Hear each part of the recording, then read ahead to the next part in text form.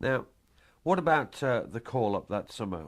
You started telling me what happened when you were called up Well, we were called or out? Called out. called out, and we went up there. Do you remember which day was this? Was this the first? No, this was on the Friday. This was the Friday. This was one of the last days of August, 1939, on the Friday, and nothing was ready up there, and they sent us home. And I went up there. We had to report the next day, and the next day I went up there, and that evening, the Saturday evening, they broke down a fence, and they put us in a school, and I remember sleeping on the floor between the desks. Nothing was really ready for us. How did you feel when you were called up? I mean,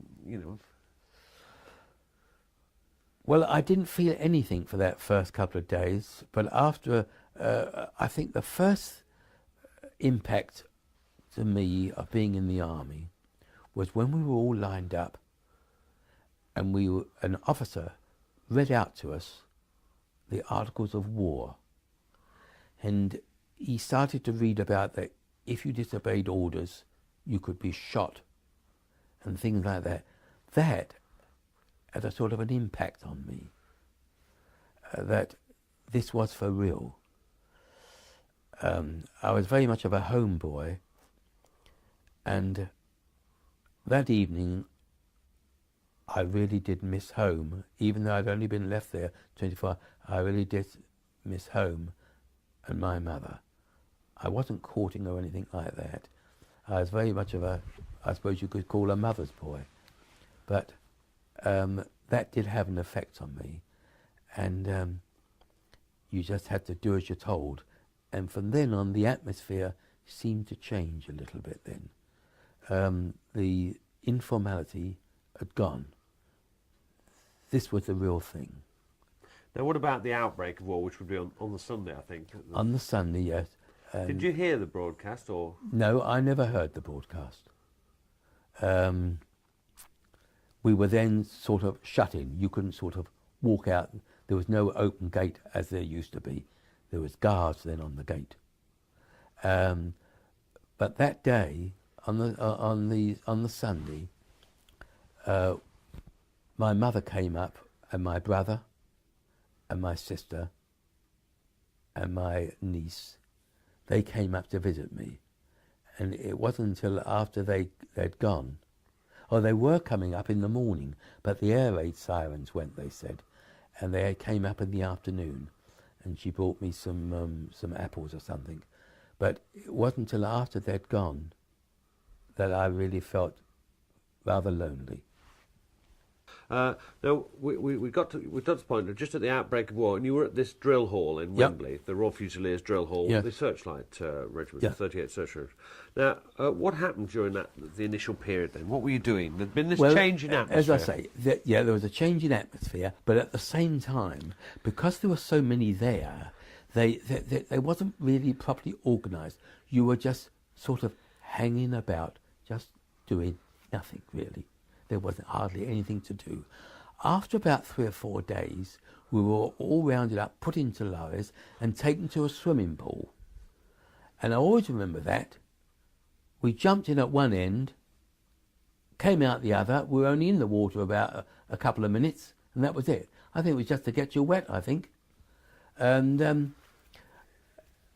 they then started to issue you with your uniform.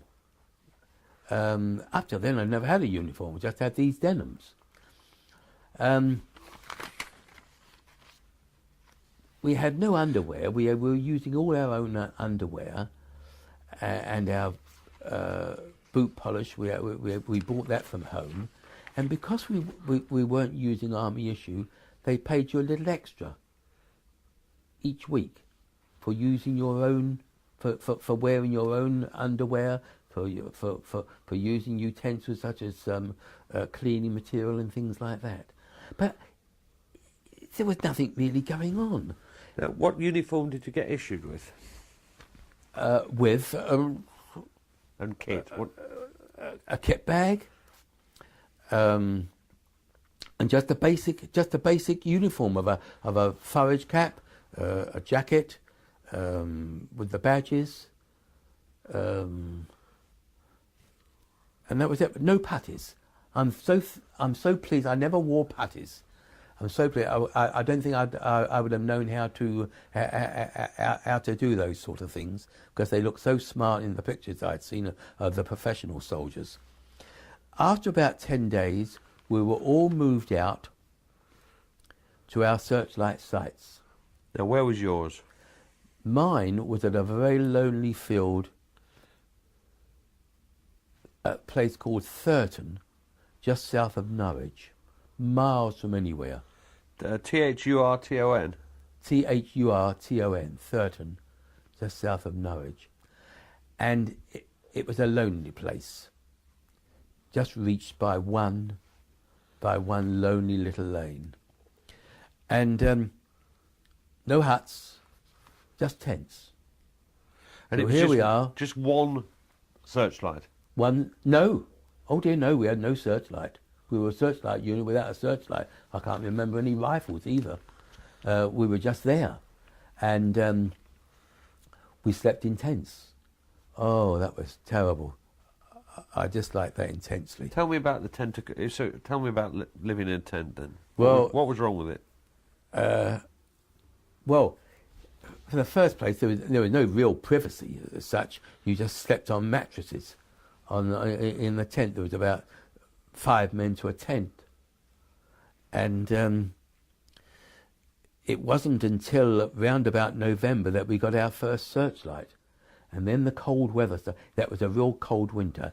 But because we were still in tents, they billeted us in some houses which was about half a mile away. So I always remember going down there at in the mornings, because as I say, we were a searchlight unit, so obviously we were working at night, always alert at night, and we had to sleep during the day. Now, what were the winter billets like before we got into the actual duties? What, in the houses? Oh, well, all we didn't have any food there. We just went straight in there and went upstairs to bed. Was anyone living there? Oh, yeah, the people living there, they got out of bed and we went in. You see, it's primitive of that. They were pleased about that because they were being paid by the army, you see, to billet these soldiers. But we did, and then we were woke up about 1 o'clock, and as I say, nothing to eat there, and we come back to the site, and there we would have our dinner there. What was the food like? The food was pretty basic. Plenty of porridge. I don't think it could have been too bad because I can't ever remember being hungry. But what I missed, being a town boy, was the loneliness of this of living in the wilds. They gave us 1 day a week off where we went into Norwich. I enjoyed that. I'll come back to that. Now, so you get the 3 meals a day, would you? Oh yes, plenty of tea. And you had enough. There was a small cookhouse. And what was the food like in itself? I mean, was it well cooked, well presented, and plenty of it, or was it? I think there was plenty of it. I can't ever recall going hungry, and I can't ever recall grumbling about it. I think it was substantial. And what about you? In the first couple of months, September, October, yes, you didn't have a searchlight. What basically were you doing? Not a great deal at all. This is it. I remember one of those. This was it. Boredom. There was a soldier with us, Pat. He had been in the World War I, and I remember seeing him crying. He says, "I have never known a war like this." He was so depressed and so bored because there was just nothing to do. What could you do in the evenings? All you had was a kerosene lamp. There was nowhere to go. You just reading a book or something like that, or they were playing cards. It was sheer boredom. because this was what they called the Phony War. Now, did they at all? I mean, were you preparing the site or something during the first couple of months before the searchlight arrived? Oh yeah, we were. They were delivering sand with sandbags. So how were you prepared? Tell me about that. Well, we got ourselves into trouble by chopping down a big tree, which we chopped down for firewood, and the farmer he made a great protest about that. They had to compensate him, and the sergeant was put on a charge about it because we're not allowed to destroy other people's property. But as I say, no, but get back to this thing about the site. How were you preparing the site? What were you actually doing? Putting sandbags, getting ready for the to go round the spotter's chair, for instance, to go round the searchlight itself, like a big pit. But at that time, would you dig it out, or was it just sandbags? Sandbags. No, nothing digging out. No. But then the carpenters arrived to build our huts. At last, we gave them a cheer. There were local carpenters. There was about 6 of them, and they used to come in every morning, and they were building our huts while we were on site there. Oh, we were so pleased about that. At last, to get 2 huts. And what were the huts like? Quite comfortable. That was luxury compared with the tents. What about compared to the billets, though? Well, as far as the billets were concerned, we were in bed, sleeping, and out again. There was nothing else. What else was there? So this was somewhere where you could actually sit we could actually sit down there, and you could. There was magazines to read, newspapers. You could go down to the village about a mile away and get a newspaper. Now, what about the actual when the searchlights arrived in November? What sort of duties did you have? Oh yes, well then we would be on standby. Then we would have an RT radio, which could come from the headquarters to tell you when to remain on alert. We would also be giving a code and a colour signal that when we heard a plane, we would flash a searchlight up, and if it was one of ours, he would drop down a signal. It would be green for one night, might be red another one, might be a white one. So every day we would have a different colour, and we would then switch off the searchlight then. So that's the only ones I ever saw. Did you actually have any practice efforts at spotting it? You know, we used to have practices. Oh yeah, and then you could see all the way around. Then, as far as you could see searchlights going up. Oh yeah, we'd have practice nights. And there'd be an airplane specifically. Specifically flying over there, and then he would drop these green flare or red flare, and then we would put the light off then. But we'd keep him in focus there for a few minutes. Oh yes, there was plenty of practice going on. But no German planes? I never saw any, no. So when did the first thing sort of thing start happening? This was going through the winter, 39-40. What happened then? I was out of it. I'd had enough. There was a notice came round that they wanted volunteers for the Orkney Islands. Now, I know they say about never volunteer, but here we go back to my boyhood interest in islands. Orkney Islands, yes, let's get up there. So, what happened then? I left the unit and I said, cheerio lads, I won't see you again. And that was it. And got the train and we went up to, that was absolutely packed at every station we stopped at. More chaps were getting on. They were all going up to the Orkney Islands, all on searchlights. And we got to Aberdeen, and the movement control. Now, when was this? I should have asked earlier. This was in early 1940. Which month? Do you think? It would be round about February. Sorry, you were saying the train was packed. The train was packed. When we got to Aberdeen, all the kit bags were on the quayside. The movement officer was going crazy. He'd never seen such chaos there. They were piled up high. But anyway, they managed to sort it out eventually. We got on this ship. I can't even remember. I remember congratulating myself that I wasn't seasick. By the way, this was only the second time I'd ever seen the sea. First time I saw the sea was when I was 14 at Southend. This is the second time I'd never been on a boat before, and I was congratulating myself that I hadn't been seasick. But it wasn't until I went down in the hold that I was seasick. But I came up on deck, and on each side of our ship, packed out with soldiers, were these two small destroyers escorting us. And I was fascinated by these lonely islands as we with their lighthouses on them. And then we came to the island of Barre. There was no Churchill barrier then. It was just a lonely island. And there I was. We disembarked there. Well, some of us. Others went on to the other islands.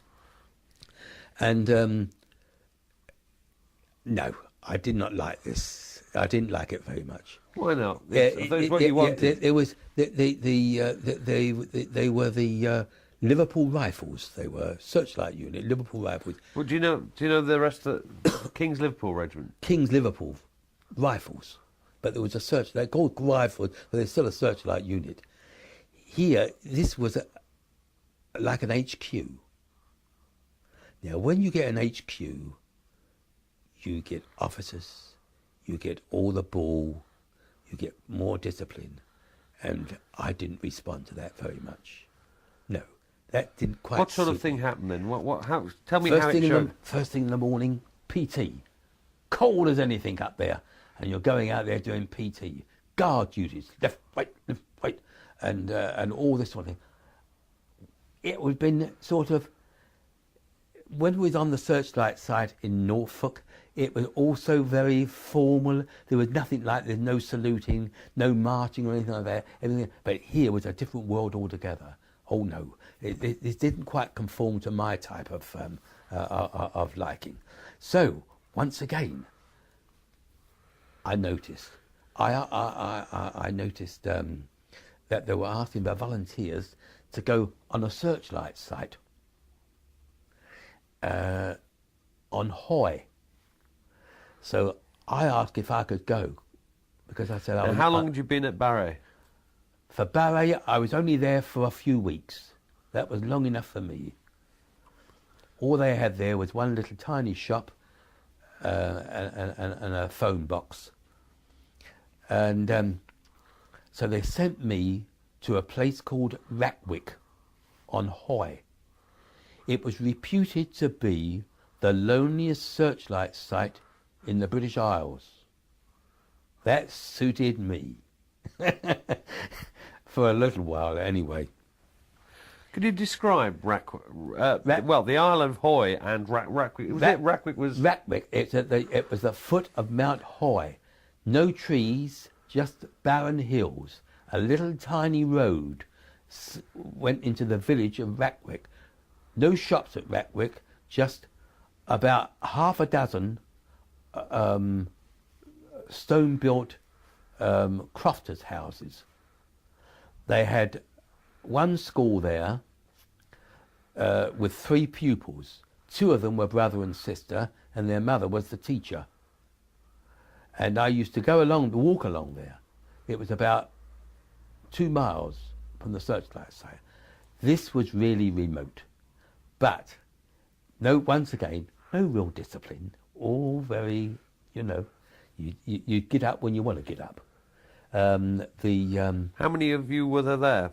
10. And no officers? And no officers. No, just the corporal in charge. That suited me.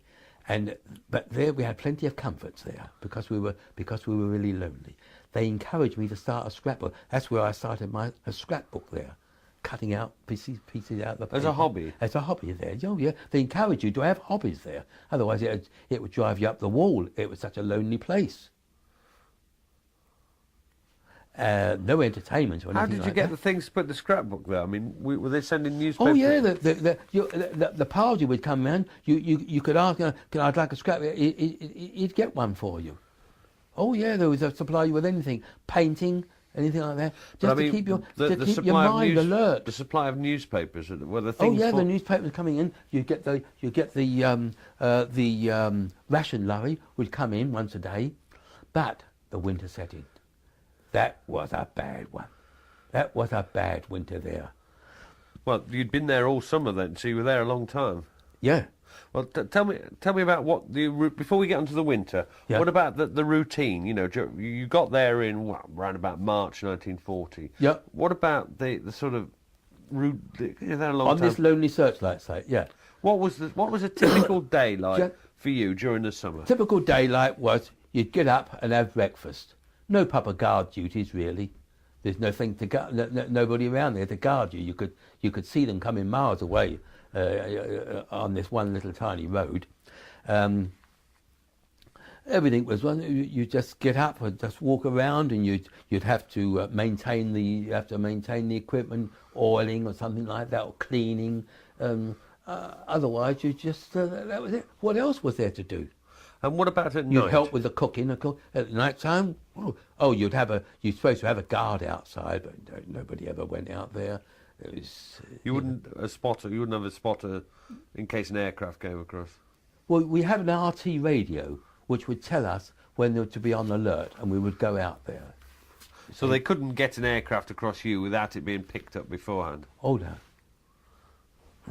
So, as I say, it was all, pretty cosy as far as... Did you get bored during the summer? During the summer? Now, I'll come to that in a moment. Not really, no. Because, as I say, I was mainly there during that winter of 1940. I was only on Barry for a matter of 2 or 3 weeks. And then, by February, I was on this lonely searchlight site.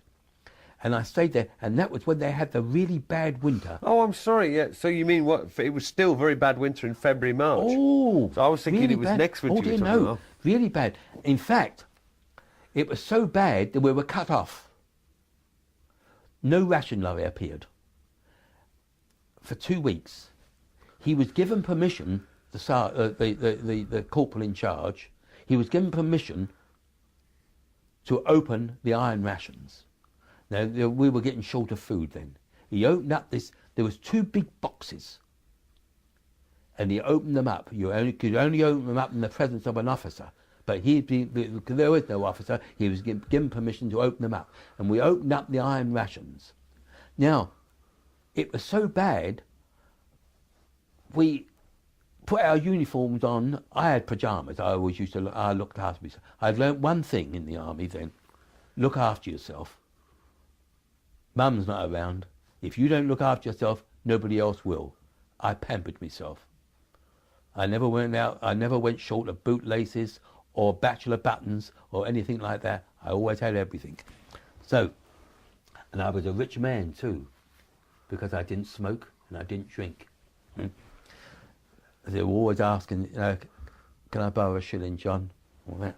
So anyway, during that fortnight there, we used to put our uniform on over our pyjamas. I was in bed we were in bed most of the time, indoors, except for coming out every 15 minutes to start the generator for the searchlight. Starting that every 15 minutes. To stop it freezing? To stop it freezing, yeah. It had antifreeze in it, but we were still talking about that. That was a bad one, that was. As I say, you just couldn't get out. The snow outside was 6 foot. So that was quite an experience. And by the way, they would not allow anybody to stay more than 6 months on a site like that. So after 6 months, the regiment itself moved away from there, and we moved down to Derbyshire. I arrived at this lonely place in Derbyshire, a place called Brassington, on my Brassington, on my 21st birthday, April the 26th, 1941, and I shall never forget it. It snowed. Now, we've just been reviewing the dates, and we think that actually you probably were at Thurton a bit longer than that. A bit longer than summer, that. Because otherwise... Maybe into the summertime, yes, in the Hats. And then, so you'd go to the Orkneys round about June. Was it? Do you know where it was with relation to D-Day? Not D-Day, Dunkirk. No, I can't. I think I must have been at Thurton during Dunkirk. I must have been. And so you went to the Orkneys in the summer of 1940. Yes, that's right. Yeah, and I spent the winter up there. And you stayed there till April. Till April, right? Yeah. Now, what about what was it? This was another. Was it just another single searchlight station at Brassington? Another lonely one too. Just a sergeant in charge. Lonely place. Another lonely place. And what was that like then? Well, that was quite comfortable. I had my own tent, and that used to suit me fine. As I said, I was a bit of a loner there to write my letters. I was a great letter writer. Always still doing my scrapbooks. I got along very well down in the village. I met up with a family there, and I used to go to the church, to the Methodist church, and then there was a great deal of transfers going on. I was transferred then to Buxton, but not on a searchlight site. This was at a very, very small unit that was in communications. Still part of the Liverpool Rifles? Still part of the Liverpool Rifles, yes. And then, after a few months, there came round... What were you doing on the communications unit? On the switchboard. Had you had training in that, or did you just pick it up? Just picked it up. But I will say this about the army. You know, you're talking about these square pegs in round holes and what have you. But they did try to get chaps into a particular unit where they specialised in. They knew that I was a clerk, I'd been a clerk, and a notice went out that they wanted clerks in the Royal Army Ordnance Corps. And I thought to myself, right, well, this is going to be nice too. Because when you're in the army, you're always looking for something cushy. You never volunteer for anything. But this is something up my street. So I decided to volunteer, and I then became, no longer was I a gunner, I became a private in the Royal Army Ordnance Corps. And this would be in late 1941. And I round about December or in late 41, yes. And I was posted to a place called Old Dalby. Old Dalby, Dalby, near Melton Mowbray. Here we were in Nissen Hats. Now, what was this you were with? Now then, this was a clerical sausage factory. That's the only way I could do there.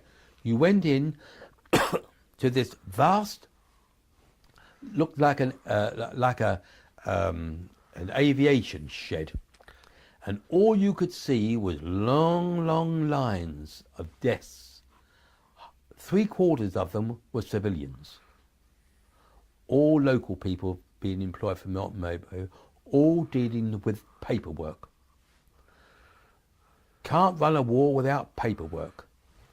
These were dealing with indents from units all over the British Isles and overseas who wanted material. The Royal Army Ordnance Corps was like a retail shopping store.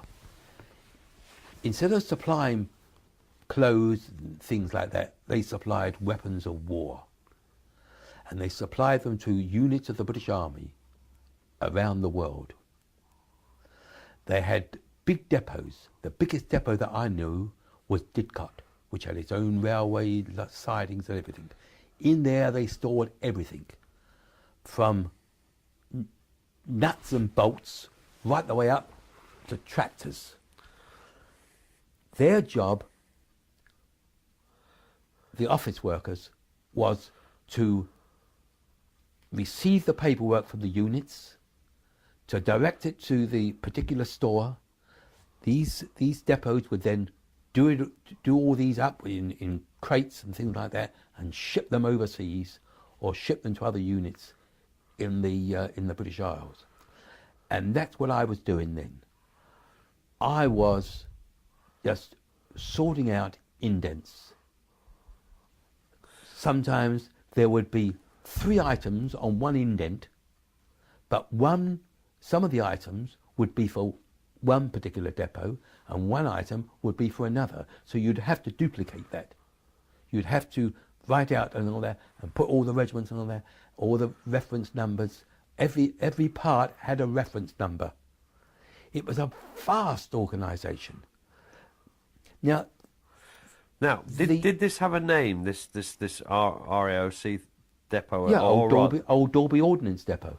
It was just called Old Dalby Ordnance. Yeah.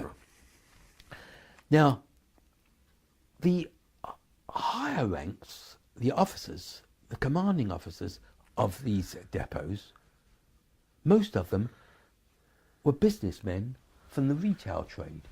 They knew what it was. They knew they had the professional skill of distribution, organisation, and most important, stock control. Now this is what I became. I became a clerk in stock control, and we were given lectures on stock control, and that's what I became. And I remained that, rising from class 3 to later on when the war ended. I was a class 1 clerk. Tell me what you were training. What did you have to learn? What did a stock control clerk need to know? He had to know. He had to be skilled in knowing what.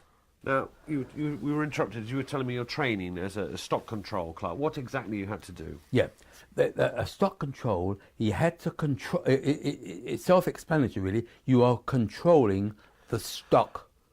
You were if you ran out of stock, that was bad on your part.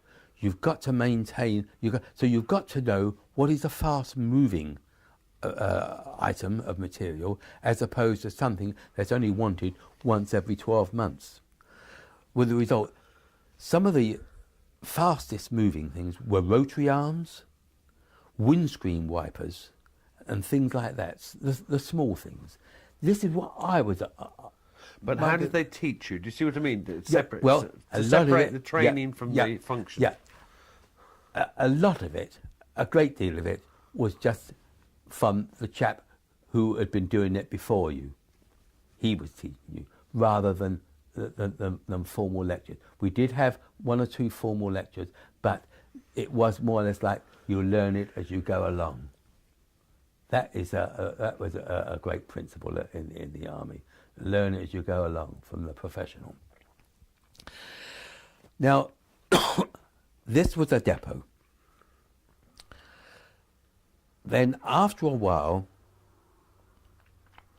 some of us were transferred to an ordnance field park.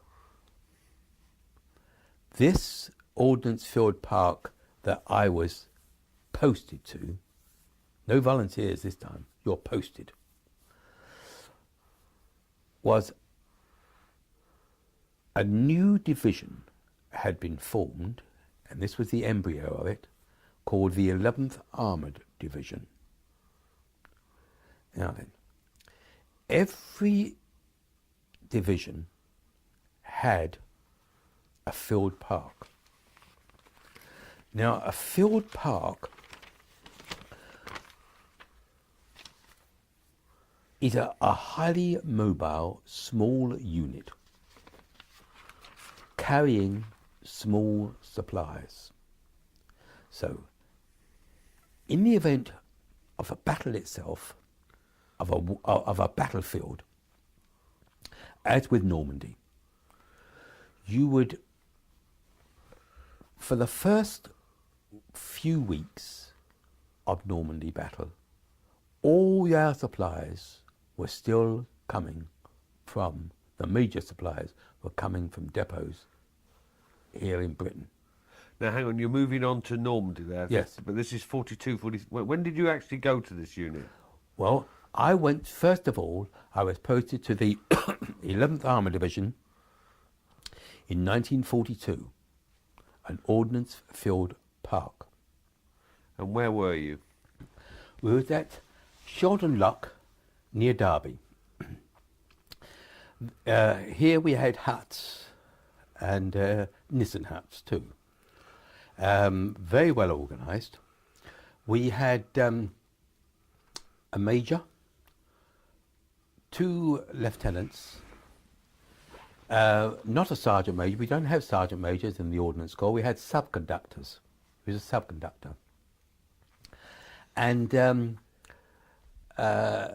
we had a couple of vehicles, and a nice cookhouse, and I suppose there must have been about 100 men there. Now, what were you doing? What was the role? And I don't want to go on the role in Normandy. What was the role in Shelton Park? The role at Shelton Lock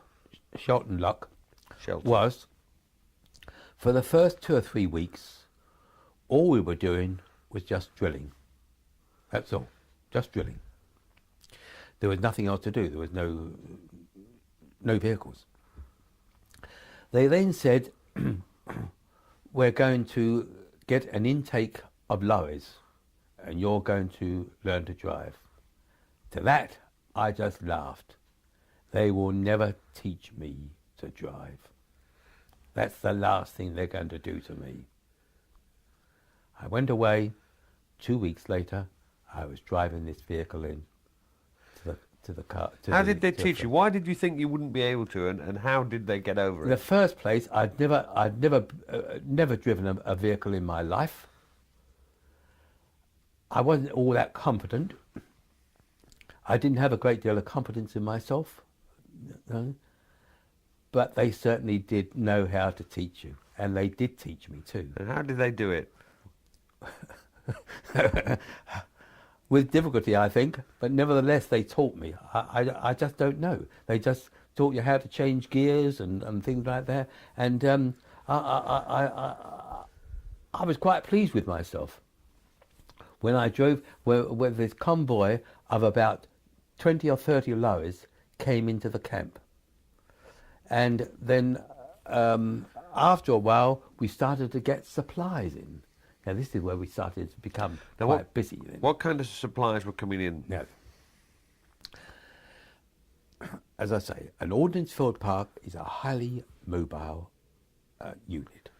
It only carries small supplies because you ask 9 out of 10 ordinary motorists what happens with their cars, and they will tell you that it is the small things rather than the engine giving out. It is the rotor arms, the windscreen wipers, the small nuts and bolts, and this is what we carry. And so we were kept quite busy stocking up. Remember, we're still in late 1942. D-Day is a long way ahead. And the 11th Armoured Division was still being formed. We weren't all in one place. There were units of the 11th Armoured Division in Yorkshire, some in Wales, some in Norfolk. We were all over the place. We're still being formed. And that's all we were doing, all through, right up to 1943. Now, as the supplies came in, where did you keep them? Keep them in the lorries. Inside the lorries, there was racks on each side. And by the way, there was shutters in front of each rack, because obviously, if the vehicle going along, they'd all fall out. And these things and each lorry, of course, had indicators inside as to what they were holding. And then, of course, there was the paperwork. So that's where I came in. I was in charge of the paperwork. You were the stock control clerk? I was the stock control clerk, see. Yeah. Now, can you go I was also another thing too. Well, hang on. What paperwork did you have to do as stock control clerk? What indents? I don't know whether you remember them. I know you've got examples. Well, we weren't making any indents then, because nobody was asking us for anything. We were just building up. But weren't you indenting? Pardon? Would you not do the indenting then? No, we wouldn't do it. We would receive the indent. The indent would come from, say, an infantry brigade or infantry regiment or an armoured regiment, which was a part of the 11th Armoured Division. They would be in the field. But what I mean was, wouldn't you indent to the next one up? Oh, yes. Yeah, we would have to indent then to the next one, to the main depot. We were indenting then to build up our supply. That would come from, say, Didcot. So what paperwork did you have? Do you remember the names of the forms and what function they just had? Called indents. Ordnance indent. There's just one form? Just one form. First of all, they started small. I've got yeah. They started small. Yeah. Started small. And sometimes there were big ones, big forms, but they were. But I have seen in the field of battle, I have received an indent on a cigarette packet. We'll come to that. We'll come to that in a moment. So at this time, you weren't really getting indents into you. You were just building up your own building stuff. up So you were stocks. sending indents to the bigger things. Exactly. And who told you what to indent for? Or did you have a sort of G10, 98? Oh, we'd have officers. We'd have the officers and sergeants who were always in charge there. Oh, yeah. They knew what we were going to stock. So what was your typical day like there? Well, it was pretty orderly. It was pretty orderly. Your normal guard duties, all the dinners and teas and all that sort of thing were all set out at regular times. It was just a small a barracks really, and we would just go. We have to maintain our vehicles. Everybody had to maintain their vehicles, make sure that the tyres were all right, that the sufficient oil and things like that. It was pretty, as I say, it was very, very orderly. There was no hurry or no rush or anything like that. I know that we went away on a manoeuvres once, and. What do you remember of that? Pardon? What do you remember of it? What I remember is that having an empty stomach. I went 24 hours without having anything to eat or drink, and I felt really sick then. I always remember that day. It was a hardship endurance, and that was the hardship in not having anything to eat or drink. They were really testing you. And what were you actually carrying out your functions during the exercise? I mean, in other words, were you with other units? Not really. No. No. As I say, we were something just a little apart from the normal soldier. But what I mean is, they weren't testing you and coming up and saying, "I want a rotor arm." Oh dear, no, nothing like that. So you just went out and did nothing. We just went out there. We were there. Now you said you had another role during this period. What was that? I went away on a week's. Everybody was going away on courses, different courses. I went away on a course for first aid.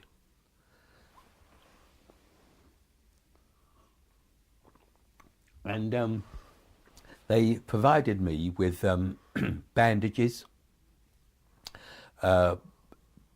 tablets, mostly aspirins,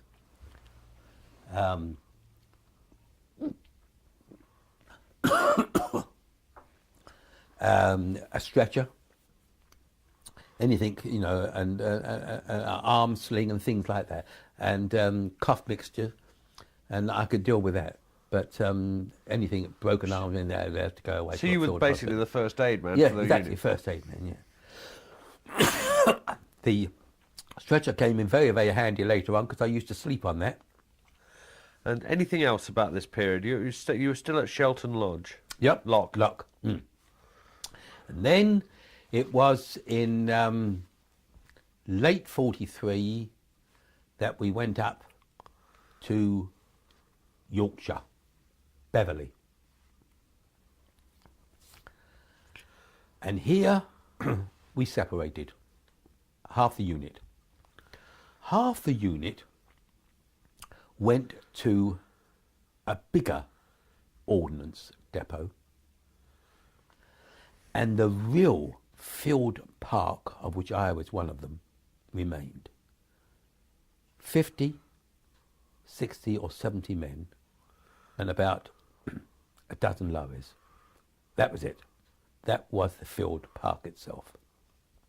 And that's where we stayed. Did you have a number, or were you just the 11th Division's field park, Ordnance Field 11th Park? Armoured Division, Ordnance Field Park. Simple as that. Simple as that. Now, where were you living at Beverley? What accommodation did you? It was in an old farmhouse at a place called Eton, near Beverley. And what were the billets like, the farmhouse? very, very good. Oh yeah, quite comfortable. We had a radio. We had a wireless set, as we called it. I was always the one for news. And I always remember there's one day that I do remember. And it was at 12 o'clock at night, and I said, come on. I said, well, hear the news. I said again. Oh, no, not again, somebody shouted out. So I said, oh, just one more time. Within 5 minutes, everybody was out of bed cheering. It was announced that Mussolini had resigned. It was on the midnight news. See? So it paid off on that one particular occasion. So there we were. We were all forming up and getting all ready then in late 40. This was in late 43 that we first went up there. And once again we're building up our stocks. And then it was round about May 1944 that we all moved down to Aldershot. The 11th Armoured Division was there. We were now formed as one division. As I said, every division had its own ordnance field park to supply them with the light loads. We went over, and I always remember, we set off from Tilbury Docks. So nothing happened at Aldershot in particular. What about Aldershot is a bad memory for me because we were billeted in Victorian barracks. They were shocking. In what way? So old-fashioned. Everybody, there was no room to move at all in these barracks. Too many officers for my liking. Too much ball.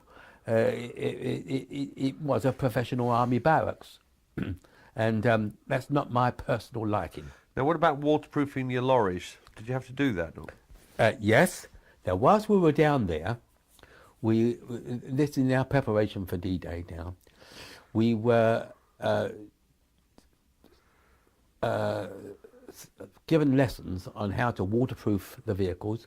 We then, on one of the days, I remember going out to some field there, and there was this huge ditch. And I drove my lorry right down it and up the other side. And at the bottom, of course, all this water. Down it, up the other side for testing for waterproofing. It made it was very, very sticky stuff. It made the engines very, very hot. Do you know, what did you actually do with it? What? How did you waterproof it? Do you remember how you did? Yeah, all this sticky stuff, like it was sticky like mud affair, plasticine, and you'd stick it all over the engine. And as I say, you just drive. I always remember when I managed to do it. I felt quite confident then. I was getting quite confident as a driver then, going right the way down and up the other side. Oh yeah, training for that. So that was the only training that I had as far as getting prepared for D-Day. What happened next then? Right, we then moved off. Then D-Day came.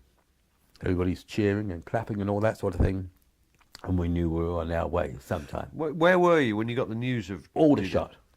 How did you? I mean, you were so keen on news. How did you react? Oh yeah, I was getting the. We had everybody was saying, yeah, get hold of the papers before Frosty gets them, you know.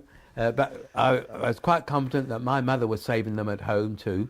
How many would you say on a day like that? Which ones would you save? Would you try and get all of them, or no? I'd have to save what I could get. But I was relying on my mother to save them for me. What would she save for you? She would be saving, getting them from the neighbours too before they went to salvage.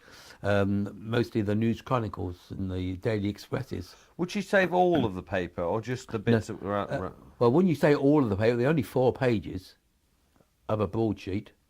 Only 8 pages of a tabloid. See? Well, the slogan in those days was save paper, and I did. You see? So anyway, we set off from Aldershot, and we walked. I always remember coming round by the North Circular Road, and that's where I lived, by Hanger Lane. And we stopped there, being held up. And there was a boy who I knew. And I said, go round and tell my mother that I'm on my way. And my mother knew within an hour that I was on my way. And that was against orders, really. Because nobody had told us where we were going, but everybody knew where we were going. Obviously, there was hundreds of vehicles, not only ours, but others. We were forming up with the whole brigade, with the whole division, going along the North Circular Road there. People were coming out of that, flags were flying from the windows. People were coming out and as we were being held up, offering us cups of tea. And, good luck, boys. And it was a wonderful, I should never forget that wonderful welcome along that North Circular Road with the houses on each side with all the flags and all the people waving and wishing us luck. We got to Tilbury, and there we were shut off from the outside world. No letters. Well, you could write a letter, but you couldn't post it. No phoning, nothing. You were sealed off. And we stayed there for 2 or 3 days, and then we set sail on this tank craft. Got my lorry right inside. Do you remember? Was it difficult to load? It was difficult. I found it difficult. Yes, I found it very, very awkward. You have to be very careful there. And we got on, and I always remember passing the Ford factory at Dagenham, and the big loudspeaker saying, "Good luck, boys," from all the workers at Dagenham. And we came out into the channel, and all ships all round us. I wasn't seasick at all. I'm sitting downstairs. I always remember sitting, I say downstairs, I mean in the hold. On a big pile of potatoes, and I'm still writing. This is all part of history as far as I'm concerned. I'm writing a letter to home. Hello, Mum, I'm on my way. I've still got those letters now.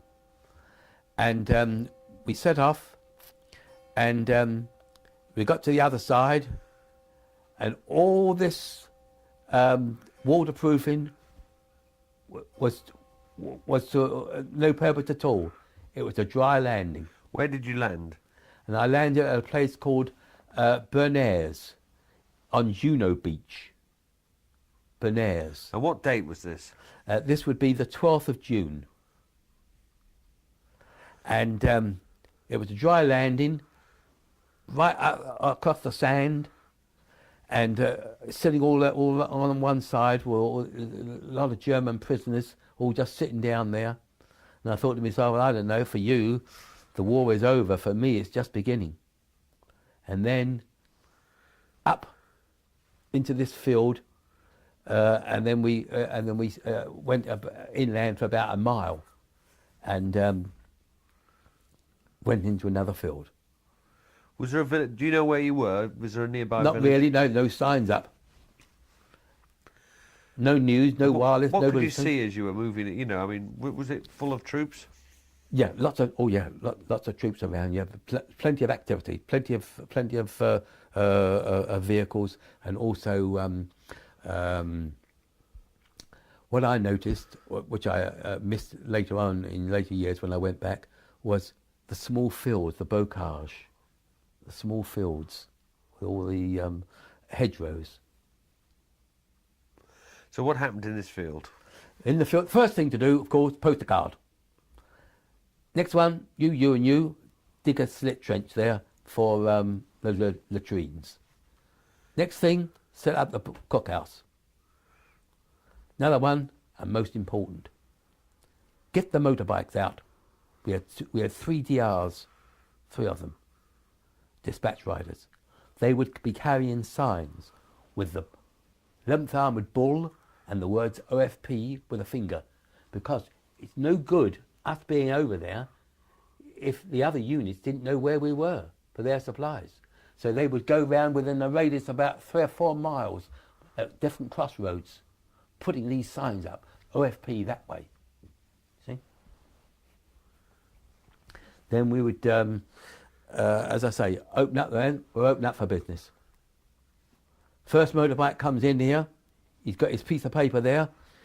We want 6 rotor arms, 8 Sten gun springs, 4 windscreen wipers, all the small things. Now, if they wanted anything heavy, they'd have to go all the way back to England. Now tell me, so you get this indent come in, yeah. Who would, the chap would arrive, would he be on a bike? Oh yeah, or it could be a jeep. Bloke comes to the camp, tell me exactly how it happens. Right, who would he hand the indent to? He would hand it into the office, first of all, the office. Now, where would the office be? Was the office an actual office, a tent, or was it just the back of a lorry? Back of a lorry. He would then say, righto, he would tick it off, yeah, okay, lorry number 4, lorry number 6. So this would be you, you'd be in the office getting this, or would it come to an officer first? Yeah, no. As long as it's signed by an officer. Officer can't attend to everything, but he's got it signed. It's got to be signed by an officer or a subconductor. In your unit? No. His unit? His unit. So he hands the indent to you. Yep. You'd be the first person to get it. Yep. I would then say, right, rotor arms, lorry 4. Those springs, lorry 6. See? Now, would you know that off by heart, or would you have a list? I'd have a list. Tell me everything what's in every lorry. See?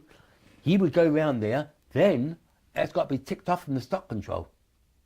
If there's 68 rotor arms, he's taken 2 out, that's got to be brought down. Now, who would issue them? Would each lorry have a chap issuing stuff? Oh yeah, each lorry had his own clerk. And he would record. He would record exactly what was going off. Now, when would you record that it had gone? Would you record it before they'd taken it, or would you afterwards? Afterwards. So you wouldn't trust that he got them. You'd sort of check up. You've got to make sure that they've got them. That's right. Yeah.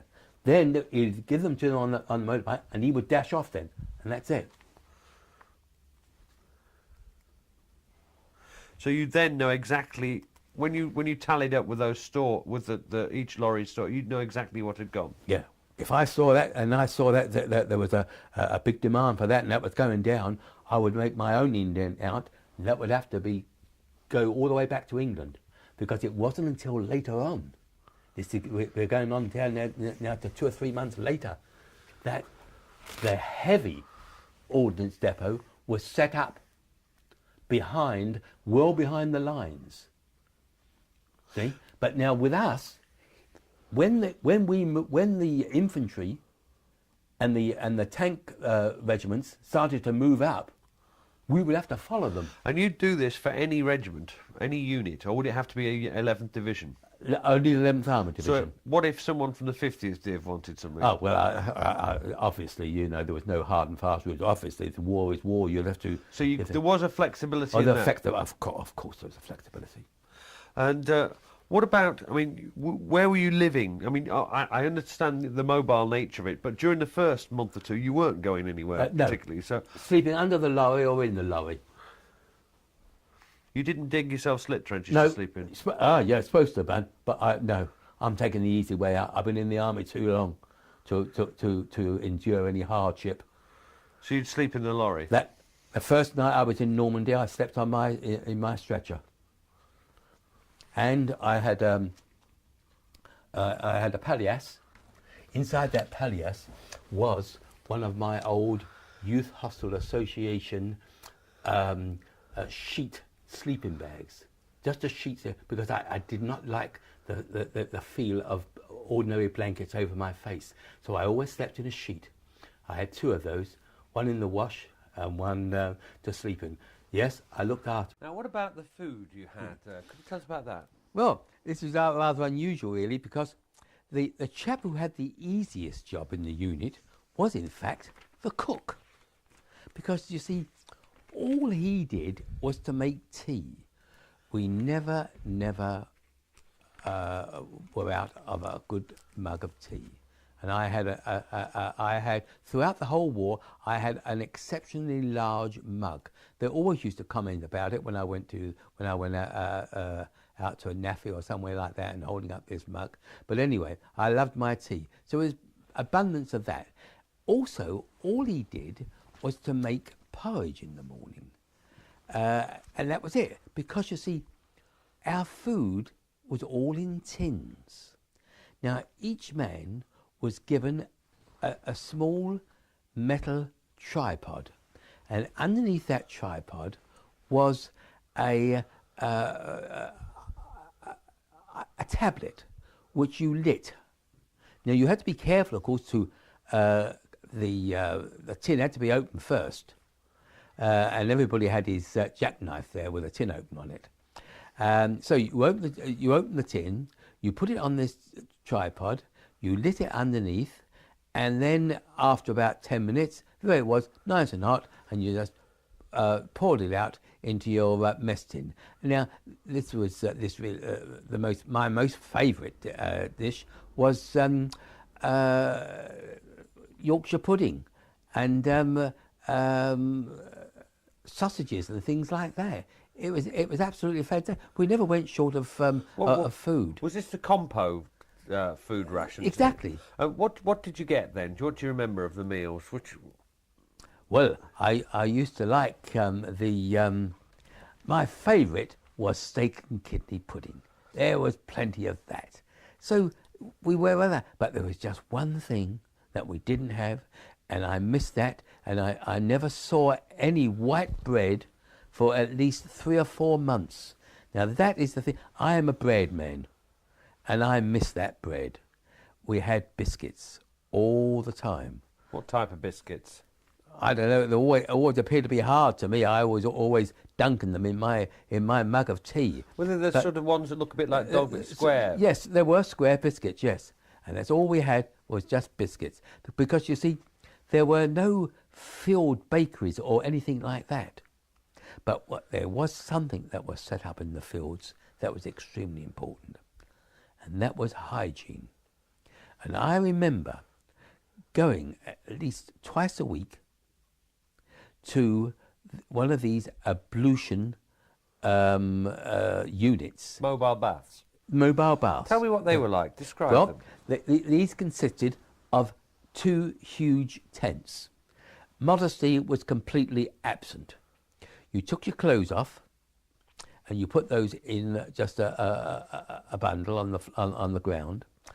But now with your underwear, you would take your long johns off, you would take your shirt off, your vest off, your socks off, and they would go in separate piles. And they would be piled up high, and then you would go naked through on trestles into this huge marquee where they had these showers. I can't ever remember any soap, but anyway, you would stand underneath it. Everything was limited to just 2 or 3 minutes. In, out. Now, when you came out, you were then faced with another long line of trestles. One trestle had long johns, another one vests, another one socks. And you just picked them up, and if it fitted you, you were lucky. but at least it was clean. And this was it. Hygiene was a very important thing. And also, as far as health was concerned, there was another thing which was very important. Every man, every morning, took a vitamin tablet. Tell me about that, because that's not well known, that. Well, I don't know what the vitamin was. I suppose it was for deficiency in types of food that you were eating. I don't know what vitamin it was, but there you are. It was given to you, and you had to take it, and that was it. What about latrines? Can you tell me about that? I know it's a bit well, of course, that was one of the first duties that you had when you came into any field. As I say, we were highly mobile. We were in a place for about 3 or 4 days. Off we go again as the troops were advancing, and we'd go into this field. First thing, as I said before, the guard on the gate, the signposts, and of course the cook. He would be setting up his type of kitchen where he lit his fire, and then the latrine. Now the latrine consisted quite basically of a trench in the ground.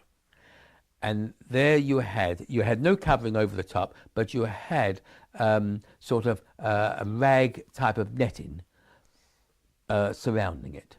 There would also be just a couple of poles inside which you could sit on. And then after about 24 hours, it was all filled in, and you dig another ditch. It was as basic and as simple as that. Paper, of course, was your newspaper. Did you mind that? I mean, did you find it embarrassing, or were you used to it by then? No. As I said, privacy was out of the window in those days. Everyone was there. But what I did notice, of course, was this, that up till then, my life in England, servicing, had been fairly ordered. I mean, we'd had regular parades, we had regular dinners, and everything was timed. 1,600 hours for tea, 1,400 hours for dinner, and all the. But here, it wasn't exactly disordered, but it was unpredictable. You could be just sort of going about your job, and then suddenly the shout would go out, right, everybody pack up, and we'd have to do up our, take all the equipment out, put it into the lorries again, and lock up, and everything, and we're off again.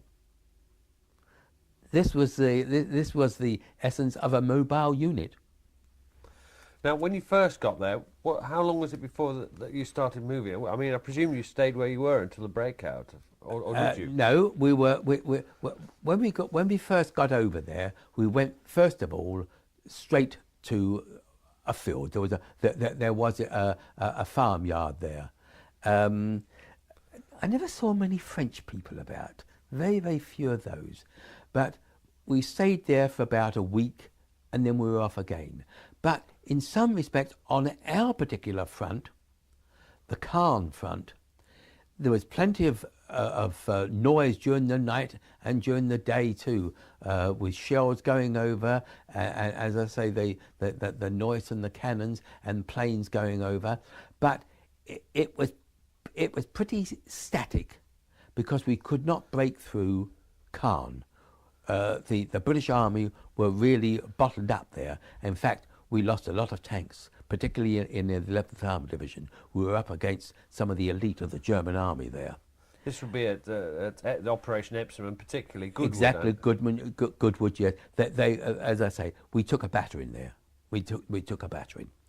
So that sort of remained like that. We were just moving up very slowly. Did you ever come under fire under the first period? I wondered about your first time under fire of any sort. Not really. I can't recall any bombs falling in our particular field. They were further up there. As I say, we used to hear the roar of the planes going over, and at night time the sky used to be lit up, obviously. But after a while, you seem to get used to it. I mean, you were so busy really during the day. By the time the evening come, you were just dead tired. But throughout it all, day and night, there was the guard duties. You mustn't forget the guard duties. Tell me about the guard duties then. Well, now, in England, when I was on the searchlight sites, it used to be 2 hours on, 4 hours off. Here, it was the guards during the day were fairly loose. It was just during the night that we used to have 1 hour on, I think, or maybe 2 hours on, and about 6 hours off. But everybody was on a rota basis. And what would you do on guard? Just walk up and down, really. You got your rifle. By the way, all the time this was going on, everybody was wearing a steel helmet, of course. So you'd walk up and down? Just walk up and down and walk around, and there might be a jeep might appear during the middle of the night from somewhere or other. You'd have to just stop them, halt, who goes there, the usual routine that you would know really in England. And nothing ever happened at that time while you were on guard? No. What units were you particularly dealing with, or was it the whole of the division? The whole of the division. Were there any units that you sort of dealt with more than others, or that you were aware of more than others?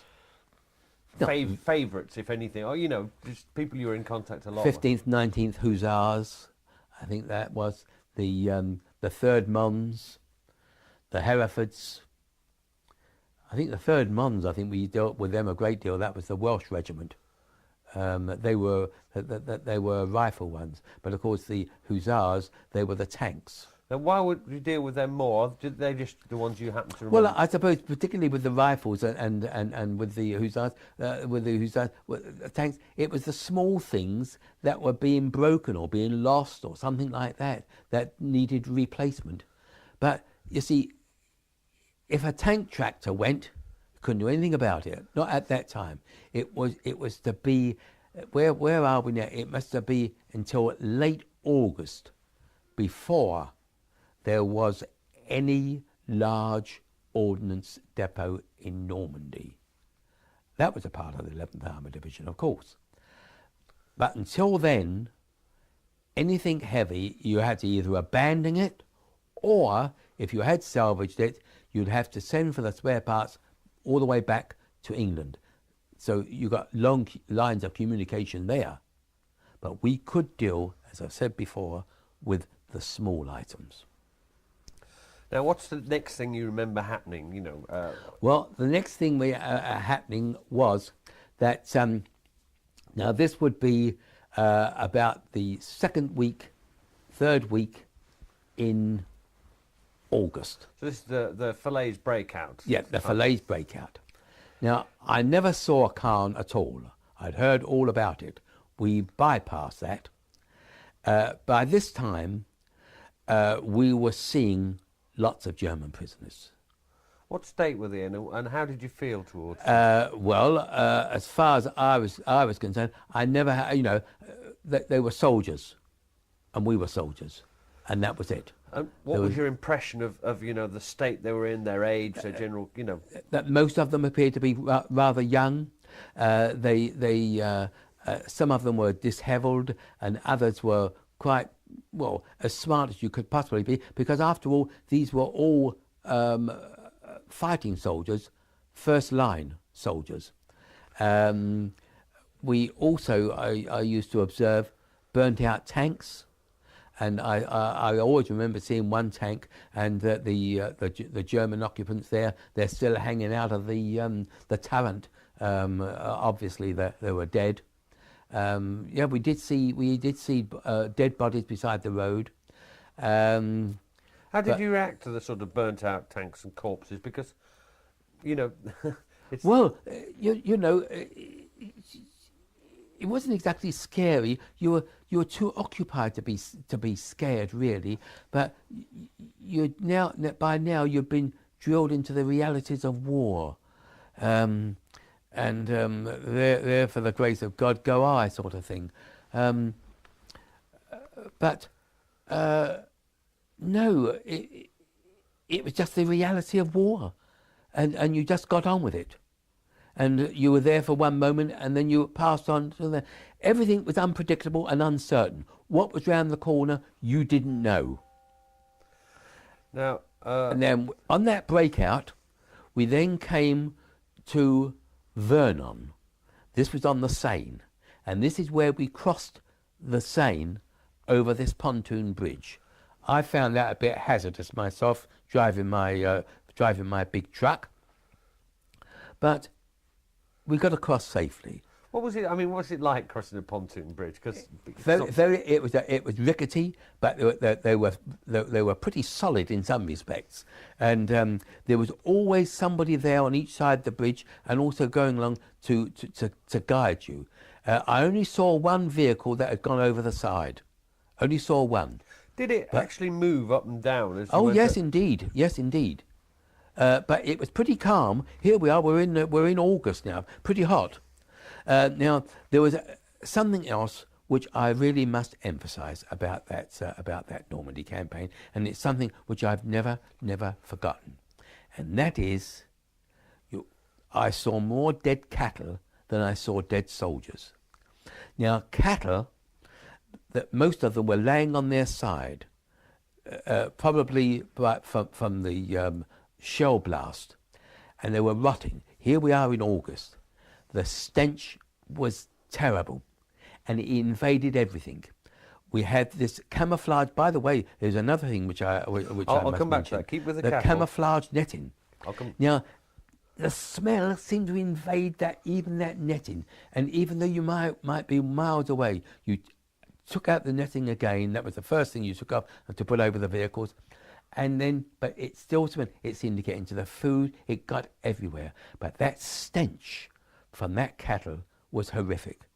And I think if you speak to many Normandy veterans, I think they too will emphasise about that stench from the cattle. Because here we are, we're in a farming area, a densely farming area. Now, what about the camouflage? We haven't mentioned that before. Tell me, how would you camouflage? How would you establish the camouflage on? Well, there were huge camouflage nets, and you would just roll them up or fold them up, and they would go over the vehicles and over the Lewis guns that we had set up, and that was as simple as that. Oh, and did they have string, bits tied to the netting? That's right. Yes, they were all coloured, mostly type of brown. It was brownish green to fit in with the landscape, I suppose. But that was one of the most essential things to be put up, besides the latrines and the garden. Were you aware of the importance of track discipline, the sort of thing of not always using the same track to get to the site, to where the camp was? Because from the air it would be obvious. Or was that not considered important, given there weren't many German airplanes? That is the thing. We hardly ever saw any German planes coming over. I wrote to my mother at the time, the RAF rules the skies. Why don't you come over for the weekend? I always remember writing that letter to my mother. So it wasn't that important to sort of watch out for tracks and Not things? really, no. What about these Lewis guns? Who was manning those? Well, I wasn't a Lewis gunner, but there was just a couple of the chaps there who were versed in Lewis gun training, and we'd have had a ditch and some sandbags round it, but I can't ever recall that ever being put into use. Was it there for ground defence or air defence? For air defence more than ground defence. Because remember, here we are, we're surrounded by infantry, we're surrounded by tanks. So, I mean, our job was not so much fighting as supplying. Now, as you move forward in August, what about? Did you see more French people? I mean, and what? Yes, we gradually began to see. I went into Bayeux on one afternoon, and I do remember the very narrow streets of Bayeux. Plenty of people sitting, and French people. Vast numbers of soldiers sitting on chairs outside the cafes, drinking wine. But there was nothing else to buy. Although we were given French money, there was nothing really to spend it on. How did you get on with the French civilians?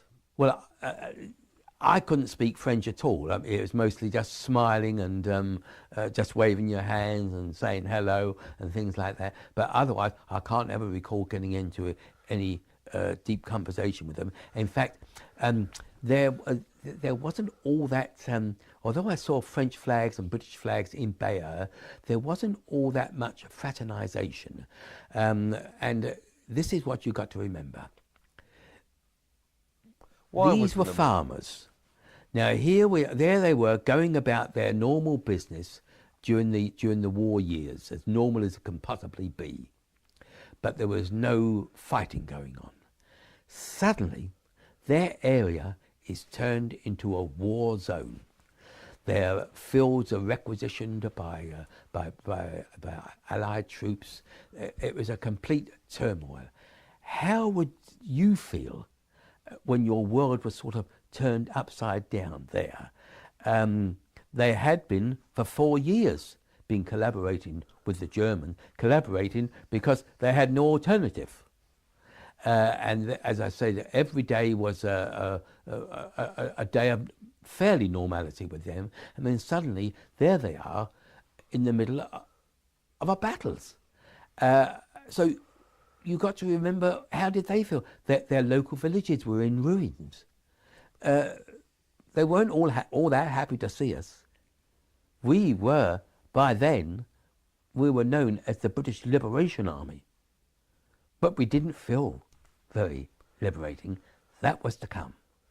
Now then, you went across at Vernon, yeah. We crossed the Seine at Vernon. And then we came up, once again, very few people about.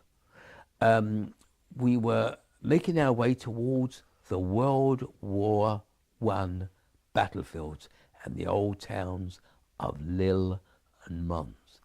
Now then, that is the first sign of friendliness. British flags out, French flags out, cheering by the wayside. But things were to change altogether then when we crossed the Belgium frontier. Now, the moment we crossed the Belgium frontier, we felt that we were the British Liberation Army. Now tell me how they behaved when you got there then. This is in early September, I think. Ecstatic.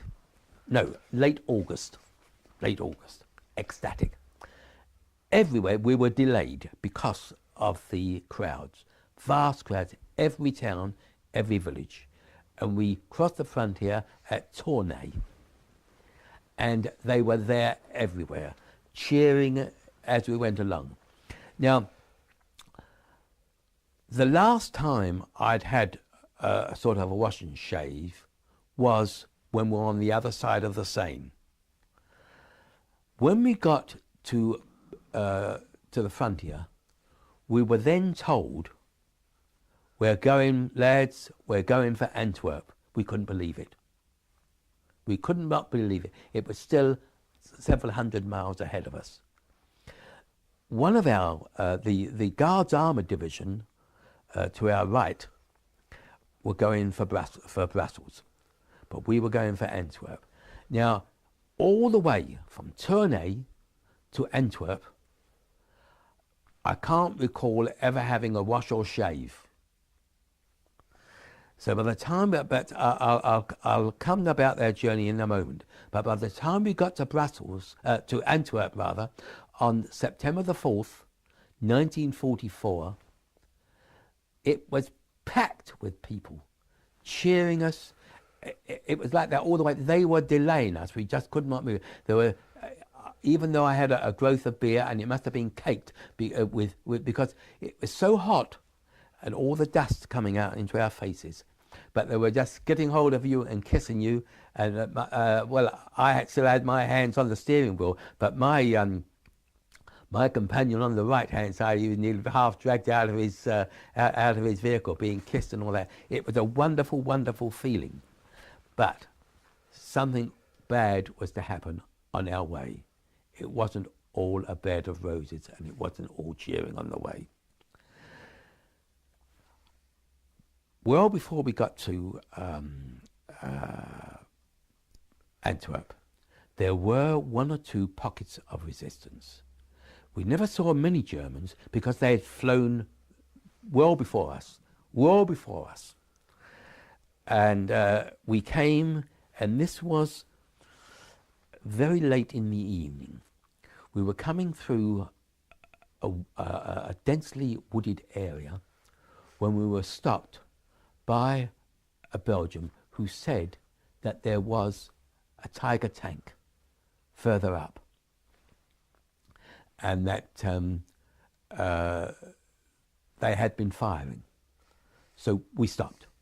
The whole convoy stopped, consisting, as I said, of about a dozen lorries or so and 2 or 3 jeeps. And we got out of our vehicles, and we had our rifles with us, obviously. And the major decided to send in a small party to investigate. This he should not have done. After all, we were not actually fighting. We were soldiers, but we were not fighting troops.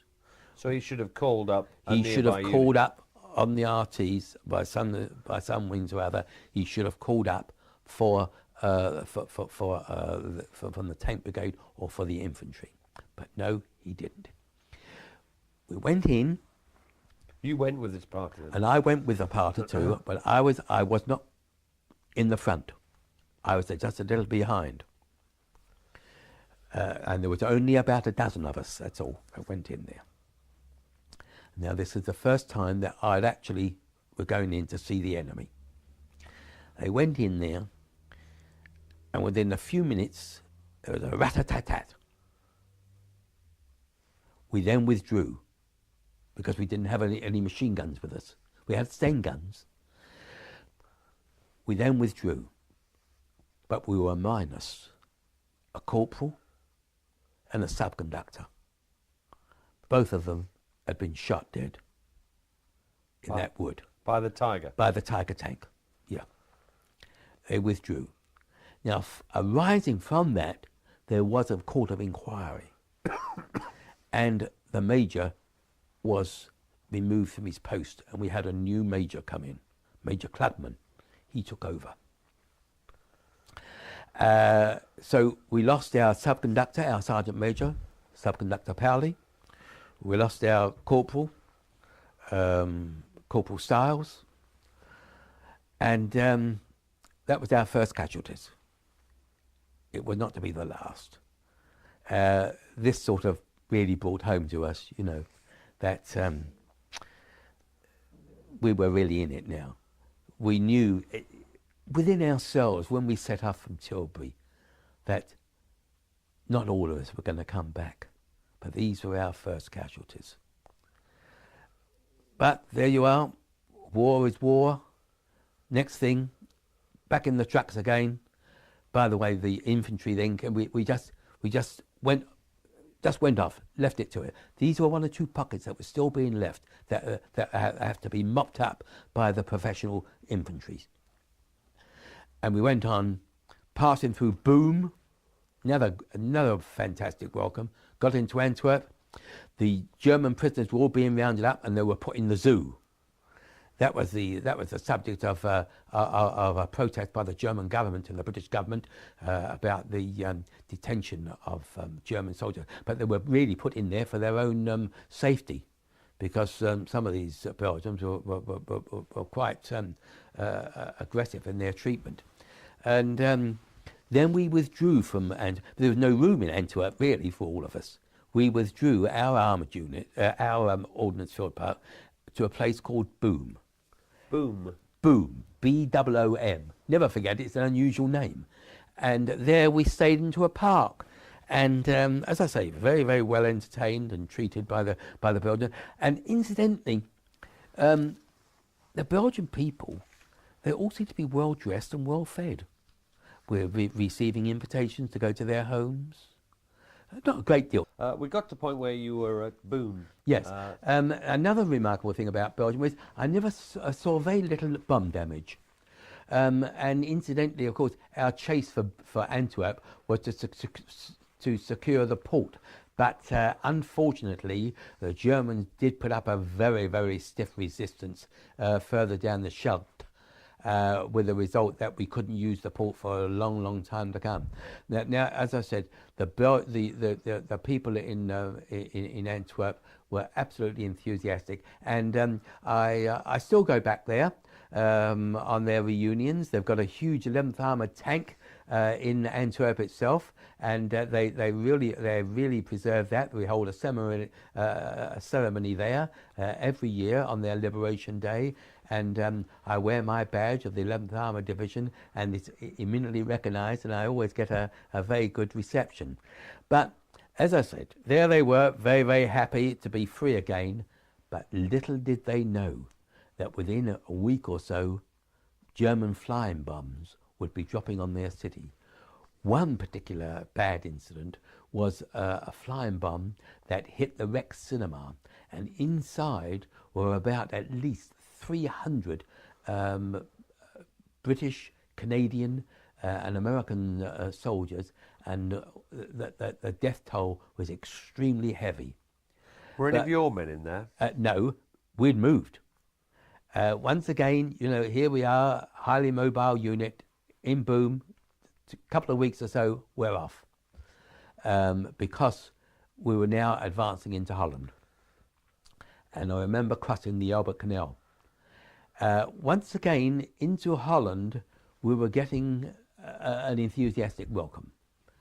Now, it wasn't until we got into that country that I saw the first signs of malnutrition, something which I hadn't seen in Belgium. Children with sores on their legs, and there was a terrible food shortage. Now, when we got into Belgium, I remember seeing Eindhoven in the distance. We didn't touch it. Our first stop was a little place called Weert, W-W-R-T, Weert, and we stayed there in a small milk factory. But with the advance into Holland, it was like a little finger pointing into the country.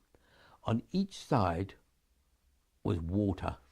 The Germans had opened the dikes, so they couldn't get to us and we couldn't get to them. Plus the fact that then we started to feel just a little bit colder. We're coming up now towards the end of the year. This is mid-September. They were extremely friendly, the Dutch, most happy to see us. But as I say, they had suffered more than the Belgians, I fear. We then came into a town called Helmond. And this is where we settled, and we were there for at least 6 months in Helmond. So we got to know a lot of people. We were there in a huge factory, and I remember we used to sleep between this machinery. There was plenty of souvenirs going on. Mostly you were exchanging cigarettes for small clogs that people were making. Plenty of postcards, but the most famous saying then was "Nix in the winkel," which was nothing in the shops, and there wasn't anything in the shops. Tell me about. So you were there. You got to Helmond when? We got to October? Helmond, and it was also. When would that be? That would be in late September, early October. And you were there till for about 6 months. We were the first troops into Helmond, and incidentally, once again, the 11th Armoured Division, the old black bull on the yellow background, is always recognised by the people of Helmond. So what happened when you got to Helmond? Your unit wouldn't be first. The 11th Division would be first. No. Obviously, the what's names would have got in there first. What happened when you got to Helmond? Well, they were still celebrating. All the Dutch flags were out and everything like that. And I was also there when Prince Bernhard came through. Oh, there was absolutely going mad with excitement then. Now, what about these billets? Where you were? We were just in a factory. I was in a factory. Was that whole unit in the factory? The whole unit was in the factory, yes. And outside were all our lowers. We were still maintaining and all that sort of thing. But you see, and it was on one of those days in September, shortly after we got there, that we saw these gliders going over. Vast numbers of them, planes with gliders. This was Operation Market Garden. They were on their way, which were only just a few miles ahead of us, to Arnhem and Nijmegen. And although it was only such a short distance,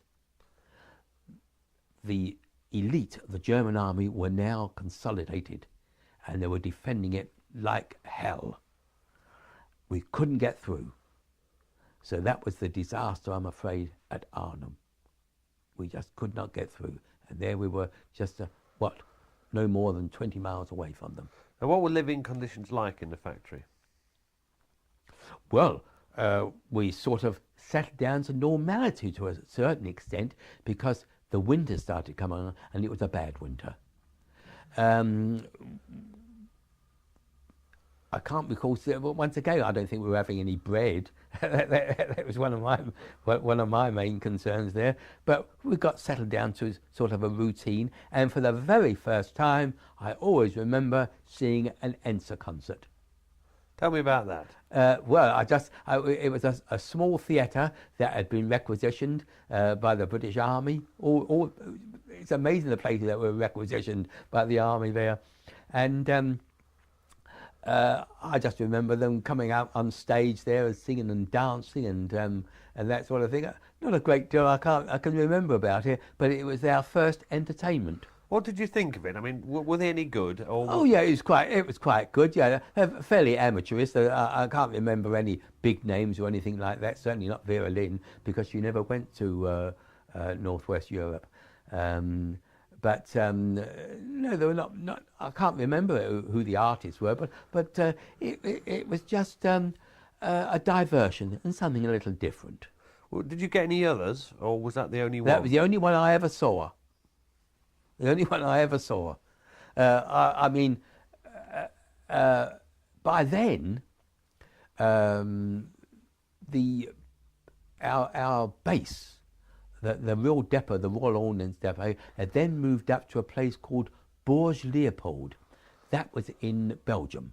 Now, tell me about your relation. What sort of a relationship did you have with the main ordnance depot? You know, how did you work with them? Well, we worked with them when we wanted to replenish our own supplies. They would go down there. They would go there not by motorbikes but by jeep. They would go down there, and so they'd set up their huge ordnance depot there, and that was the 11th Division. That was the 11th Armoured Division. It had its own... ordnance depot. And they were building up there with tank tracks and all that sort of thing. I mean, everybody was sort of building up for the big push to come. Now, we were diverted by Christmas 1944. The day before Christmas, half our unit celebrated their Christmas Day dinner. The reason was, and I wasn't amongst them, the reason was that the next day they were going down to the Ardennes, where Rundstedt had pushed through. This was the place where the Americans were more or less like caught with their trousers down. They really thought that the war was over and everything like that. But there must have been about 30,000 of them were captured and taken prisoner by the Germans, and it was an awful weather, snow on the ground. But you everywhere. stayed at. But I stayed at Helmond, and half the unit with half the lowers, they went down to help. We were all part of Montgomery's Second Army. In fact, Montgomery took command of that whole sector, including American soldiers, and they went down there to support remnants or parts of the 11th Armoured Division who were fighting in the Ardennes. Now, there was something else that was to happen. Yes. Whilst we were at Helmond, there was some soldiers coming back from our unit. Came back late at night, and they were the worst stuff for drink. I was sleeping on the floor in this factory, and one of them, in matter of fact, it was a sergeant, who got hold of this rifle and he threw it down. And it was just a bundle on the floor, but I was underneath it. and this rifle hit me in the face, and it broke my nose. Now, and there was an inquiry about that, because what happened was this. I had to be taken to a hospital, to a field hospital. The field hospital had been set up in a chateau, and I went all the way back to Brussels. And in this hospital, they were just dealing with head injuries, eyes, nose, throat, anything for your head. And there was a sight which I should never forget.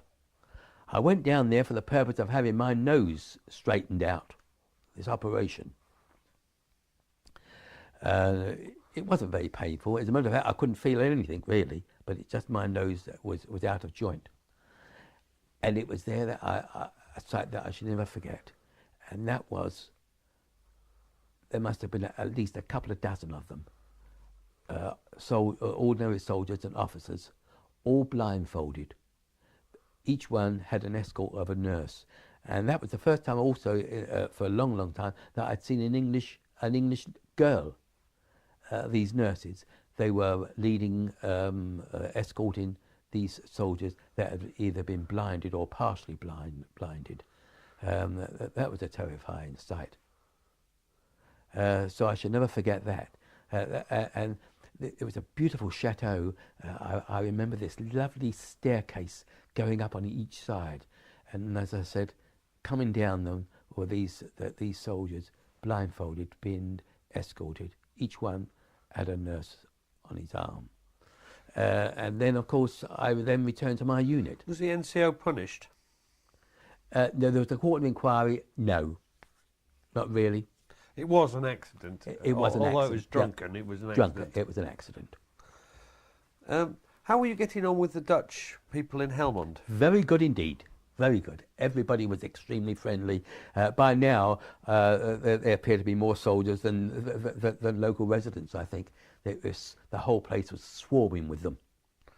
But how I mean, did they run cafes and things for you? Or? Yeah, there were sort of cafes there, but there was a shortage of food. Remember, you see, as I said, I must emphasize here that this is just a little finger pointing into Holland. This was the only part that had been liberated.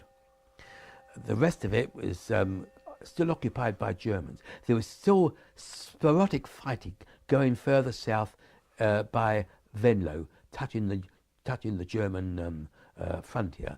But between us and Germany, apart from the floods, was the vast Reichswald forest, thickly dense forest. You couldn't do much battle there. There was too many trees there. And as I said, it was a winter that was... Tell me about the condition, because you seem to have just been on the floor in the factory. What effect did the winter, the cold, have on you? Well, everybody was all well dressed up. I must say this, that we all, we had our balaclavas, we had our gloves. Those that weren't issued by the army, you could always rely on. Everybody was from home was sending you gloves and scarves, and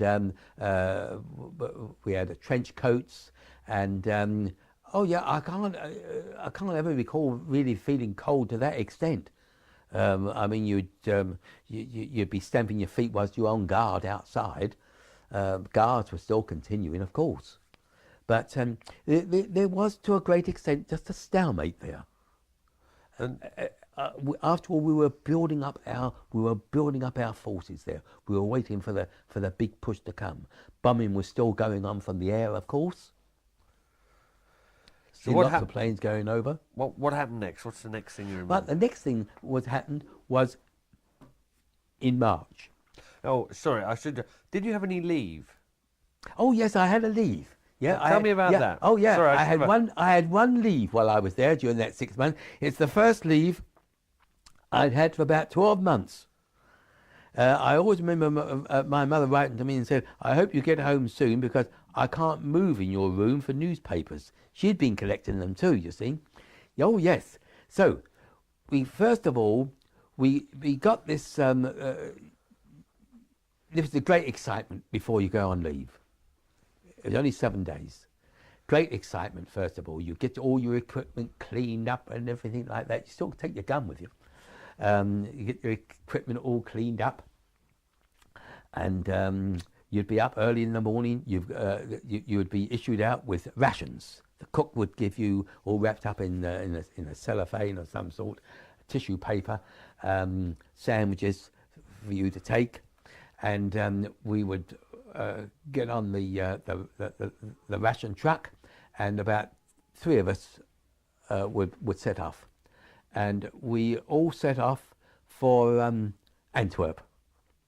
Now, when we got to Antwerp, we got on the train, and we also took a blanket with us, because you see, the trains, they had wooden seats, and you just put the blanket over the seat there, and you just sort of sit down. You'd sleep sitting down. You then proceed. Brussels, got the slow journey, and when you come to the big towns, there would be more people waiting to hand you out more sandwiches. Very well organised. More sandwiches. I can't remember any hot meals. More sandwiches and lots of tea. Handing you out teas. Plenty of naffy personnel. The catering corps did us proud there. We then got to Calais, because after all, the port of Antwerp was still not over. All our supplies were still coming, all the way from Normandy. All the way. We got down to Calais, then onto the boat. Once again, always a destroyer outside there to escort you across. You got to Calais. Once again, more sandwiches, more tea. You got on the train then to Victoria. More sandwiches and more tea. Everything was well organised, and then you got on the underground train to go home. Or else others, of course, had to get other trains to go out to the north. I was lucky; that was my destination. But I can assure you of this: that by the time you got home, you was a wreck, because it had taken 2 days to get there. So you got home and you went straight to bed. I know I did, but Mum was always pleased to see you, of course. And it was always, and then of course after you'd had a good sleep and a jolly good hot meal, you would then have to visit your relations, and of course I had to visit my office, the old office, and see the comrades there, office workers, and everybody was shaking hands and greeting you. There's still a bit of a treatment as a returning hero then. Oh yes, indeed. Oh yes, indeed. Even that late in the war. Oh yes, that's right. Yep, yep. I went up to town once, and I went to the Union Jack Club. There's plenty of dancing there, and I thought, oh, I don't know, this is a long way from where I've come from. But I was going out one night to meet a girl, but there was an air raid, and I never went. So I'm afraid I let her down. But it seemed to pass so very, very quickly, those 7 days, and then it was back to the battlefield again. Another 2 days of shocking journeys. Yes, it's that was a little oasis, even though London was still going through the blitz of flying bombs. It was a little oasis. Home was our anchor. Really. Did you write home much? Did you get much contact with? Yeah, very. I was a prolific writer, and I was always writing home. Yes. And what would you write about? I mean, not, generally. What sort of things would you write to them, and what would they write back? I would mostly to reassure them that I'm all right. You could. I sometimes used to describe the journeys, but I would never mention any place names. I say we arrived at, and then I would put a line across, because I knew perfectly well that every letter was censored. Every letter was censored, and the censor would cross those out. So to avoid that, by now I've been in the army for five years. I was becoming more of a professional soldier. I knew the ins and outs of things now. And what else would you write home about? If there had been any entertainment, you couldn't write, or if I had just heard from somebody else, and hoping that Stan, my brother, he was in North Africa and in Italy, if he was doing all right. And I used to say, I've received a letter from him. They all knew my addresses, and that sort of thing. And my mother, when she used to write to me, she used to say a big bomb went off, and she would also put a line across it too to say when, but we're all right here. So there's all sorts of things to write about there. What about parcels? Did your mum ever send, or anybody else ever send you any parcels, your firm or anything? Yeah, it used to get, mostly it used to be like socks or mittens and things like that. But bachelor buttons. I used to like bachelor buttons. You could, they instead of sewing the button on, you would press it in and it would stay on. There was a clip on the back, and you just make a hole in the trousers. Put this little bachelor button inside it. Clips on the back there, and there you are. You've got a button. No sewing on or anything like that. Dining wall too, so you could dine your socks. Little things like that. Food? But after all, any food? Oh dear, no food. No. Oh dear, no. I mean, everything was on ration over here, wasn't it? No, but with me, I was always sending parcels home. After all, mail was free. I remember my mother writing to me, I'm getting so many parcels here. She says, I feel sure the neighbours think I'm in the black market. Now, what would be in the parcels? With me, newspapers. Now, tell me about you collecting newspapers in France, Belgium, Holland. Oh, yeah. How did you go about it? In the first place, we only had just two or three, about a couple of newspapers or so for the unit itself. And it was always there, and it soon got known throughout the unit. You know, get hold of them before Frosty gets hold of them, you see, because I would keep them. But I used to collect what I could collect. I mean, sometimes you go a week without even seeing a newspaper, and I would always emphasise in my letter, you know, I'm pleased to learn that that so and so has happened. I'm sure there must have been some big headlines, and I know that you're collecting them, Mum. And she was. No, but I mean at the moment more on the thing. So how would you go about collecting it in, say, Holland? So, you know, while you were at while I was collecting them, if I see one laying about, or if it might be in the shop, something I could just go in and buy it. And usually there were only emergency sheets of 1 page. That's all. There weren't full-blown newspapers as we know them. What about ephemera? Were you collecting that? Yeah, what sort of thing? Yeah, the ephemera that I was collecting mainly consists of postcards, because what else was there to collect? There's nothing else to collect. German badges and flags. So I managed I've got a vast collection here of German badges and Nazi flags, Nazi books, but that was to come later. Well, when I got into Germany. Okay, so what's the next thing? You were there from roughly late September to late March. That's about late March, and then came the push across into Germany. And I remember going through the Reichswald forest. I'm looking out here for any frontier post, and I did see one. All it consisted of was just a big pole that had been pushed on the side. But otherwise, it was just dense forest. Just occasionally, you'd see a vehicle burned out, or a tank burned out, but not a great deal, because I think by then the Germans felt that their front line must be the Rhine. So we came up towards the Rhine at a place called Wesel, W-E-S-E-L, and we stayed there while a pontoon bridge was being built.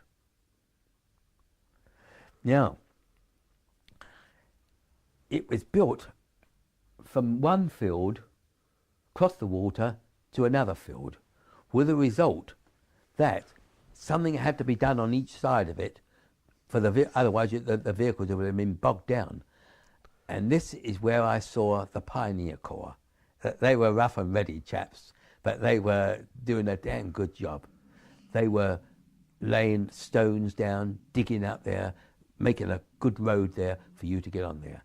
Now, I found, this would be in middle of April by now, I found that the crossing of the Rhine was more hazardous than my crossing of the Channel.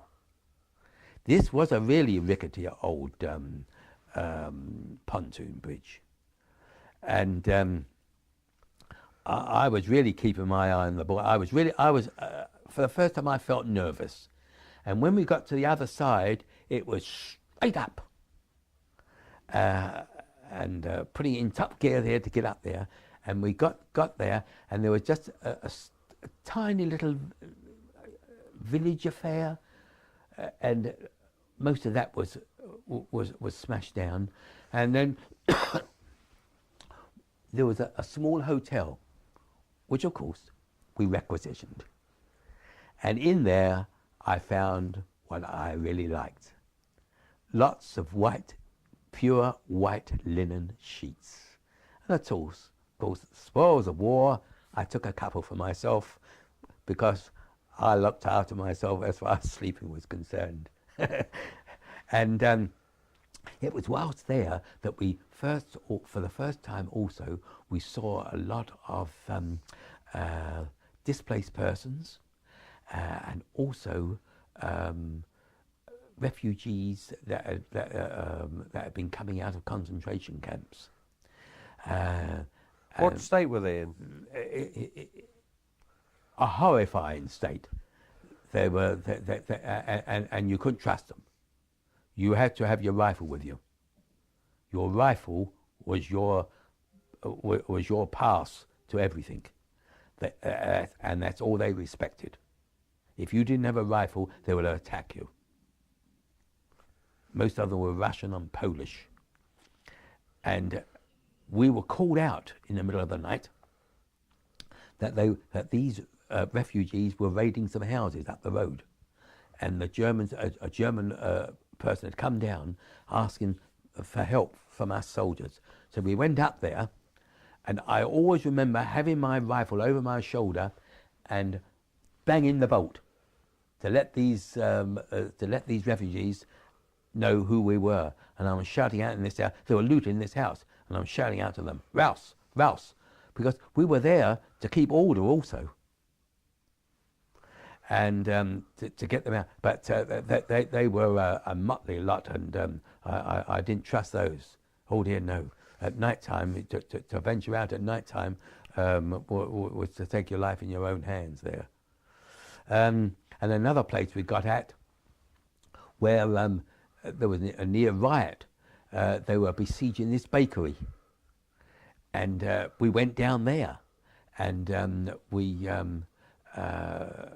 forced the baker to, and this was in the middle of the night, to force him to make some bread, and which we then... We're talking about how you moved into Germany in April 1944, and the next point was war damage, the amount of damage done everywhere. Could you tell us about that? It was horrific. We passed through the towns of Lüneburg and another big town whose name just escapes me for the moment, but it was absolutely appalling. Practically every house and every building was just smashed to smithereens. Never saw hardly anybody about at all. It was in the smaller places where there was, in the tiny villages, where there wasn't a great deal of damage, but there were lots. These were where people, the Germans, had sort of congregated, and lots of white flags. They were very sullen. There wasn't any waving or cheering or anything like that. Obviously, they were very apprehensive and frightened as to what was going to happen next. But no, it was an unforgettable experience to see this damage, that was everywhere. Also, plenty of these refugees that were going around and looting and what have you. And then when we got to an autobahn, first time I'd ever seen a wonderful roads. I'd never seen anything like it. Certainly not in England. Wide carriages, and with a centrepiece right down the centre, which we take for granted now here in England, our motorways. But I'd never seen anything like that. And this was always really wonderful. Driving along this made a change to all the muddy roads previous and cobbled roads earlier on. But as we were driving up one side, another unforgettable sight was on the other side, an endless stream of German prisoners, all with rucksacks tucked over their arms and shoulders, and they were all marching. We're going one way, they're going the other way, and all led by a white flag. And every now and again we would stop to have something to eat, and then we would have to stop to set up our workshop again.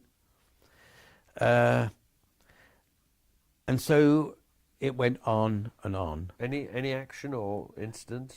Not a great deal, no. Where were you moving towards? Is this you see, we were moving towards Lubeck. Now, as I say, I think that the Germans here were streaming towards us. They were sullen, they were dejected, but they felt safe. What were they running away from? They were running away from the east, where the Russians were. Now, we got into, but by now we're coming up now to late April. Never saw any German planes. Lots of British planes going over. But by now, we'd got up to Lubeck. Lubeck was damaged, but not all that wickedly bad, as I'd seen it in other towns. Now, the one thing which I remember about Lubeck was this. We got there 2 days after the death of Hitler.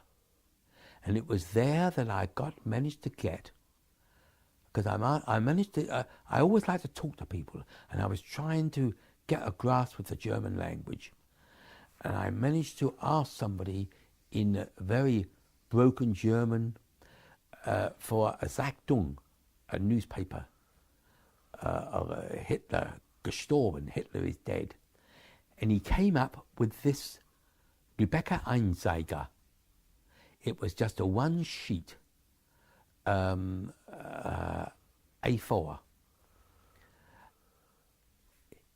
Hitler gefallen. Hitler has fallen. And I got that for a packet of cigarettes. As I say, I was a rich man in respect of material, because money meant nothing. It was a material thing. It was cigarettes. And I had lots of those. I didn't smoke. So the free cigarettes that I got every week, every soldier was receiving free cigarettes. If a bullet didn't catch you, a cigarette smoke would. So I was trading those for these bits and pieces. So you were bartering cigarettes? So I was bartering. Everything was barter in those days. And if you gave them a couple of biscuits, that would be something. You'd be surprised what you could get for that. I never realised till then how low human life could get, that people could sell their souls, their bodies, or anything for a packet of cigarettes or anything like that. And if you offer a cigarette, more often than not, the recipient would say, "I'll not smoke it now, I'll smoke it later," and put it in his ear.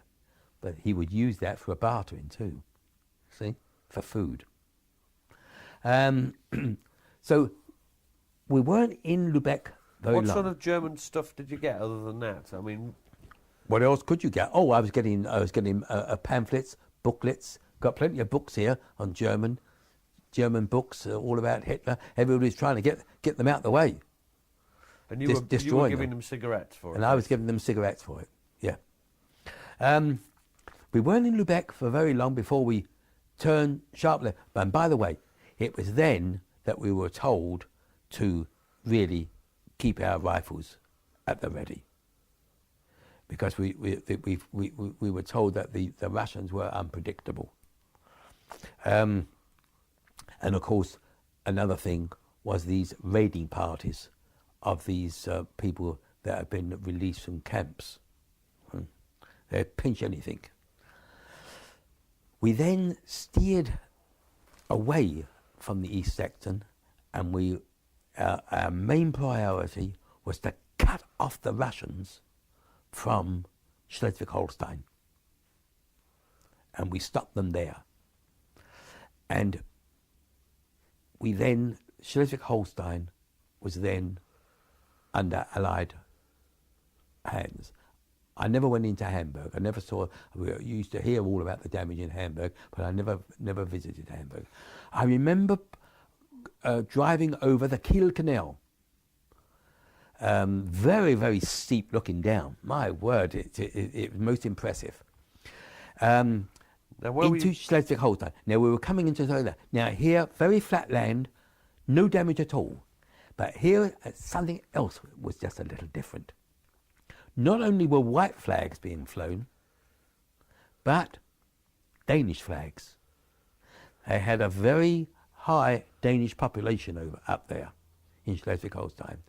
We went straight up. We were now driving quite fast. There was no resistance from the Germans. The war was nearly practically over. Just a few days to go before the war was over, and most of the Germans were now in their camps. The two main camps, one on Sylt, on the other side of Schleswig-Holstein, and the other at Flensburg. We dashed straight up to Flensburg, which is right on the Danish frontier. Lots of Danish flags then. We only stayed there for a day, and we came back, and we stayed in Schleswig. And there I stayed in Schleswig itself. The Stadt Schleswig. Very little damage, nice little town, right on the Baltic. And there we stayed in Schleswig until my demob, which wasn't until April of the following year. So I spent Christmas there. So you were there from May to April? To May to April. Now, it was shortly after that, after the end of the war. And by the way... Tell me about VE Day. Now, VE Day. Now, you were in Schleswig? Oh, in Stadt Schleswig. Yep, on VE Day, May the 8th. We were called on parade in the morning.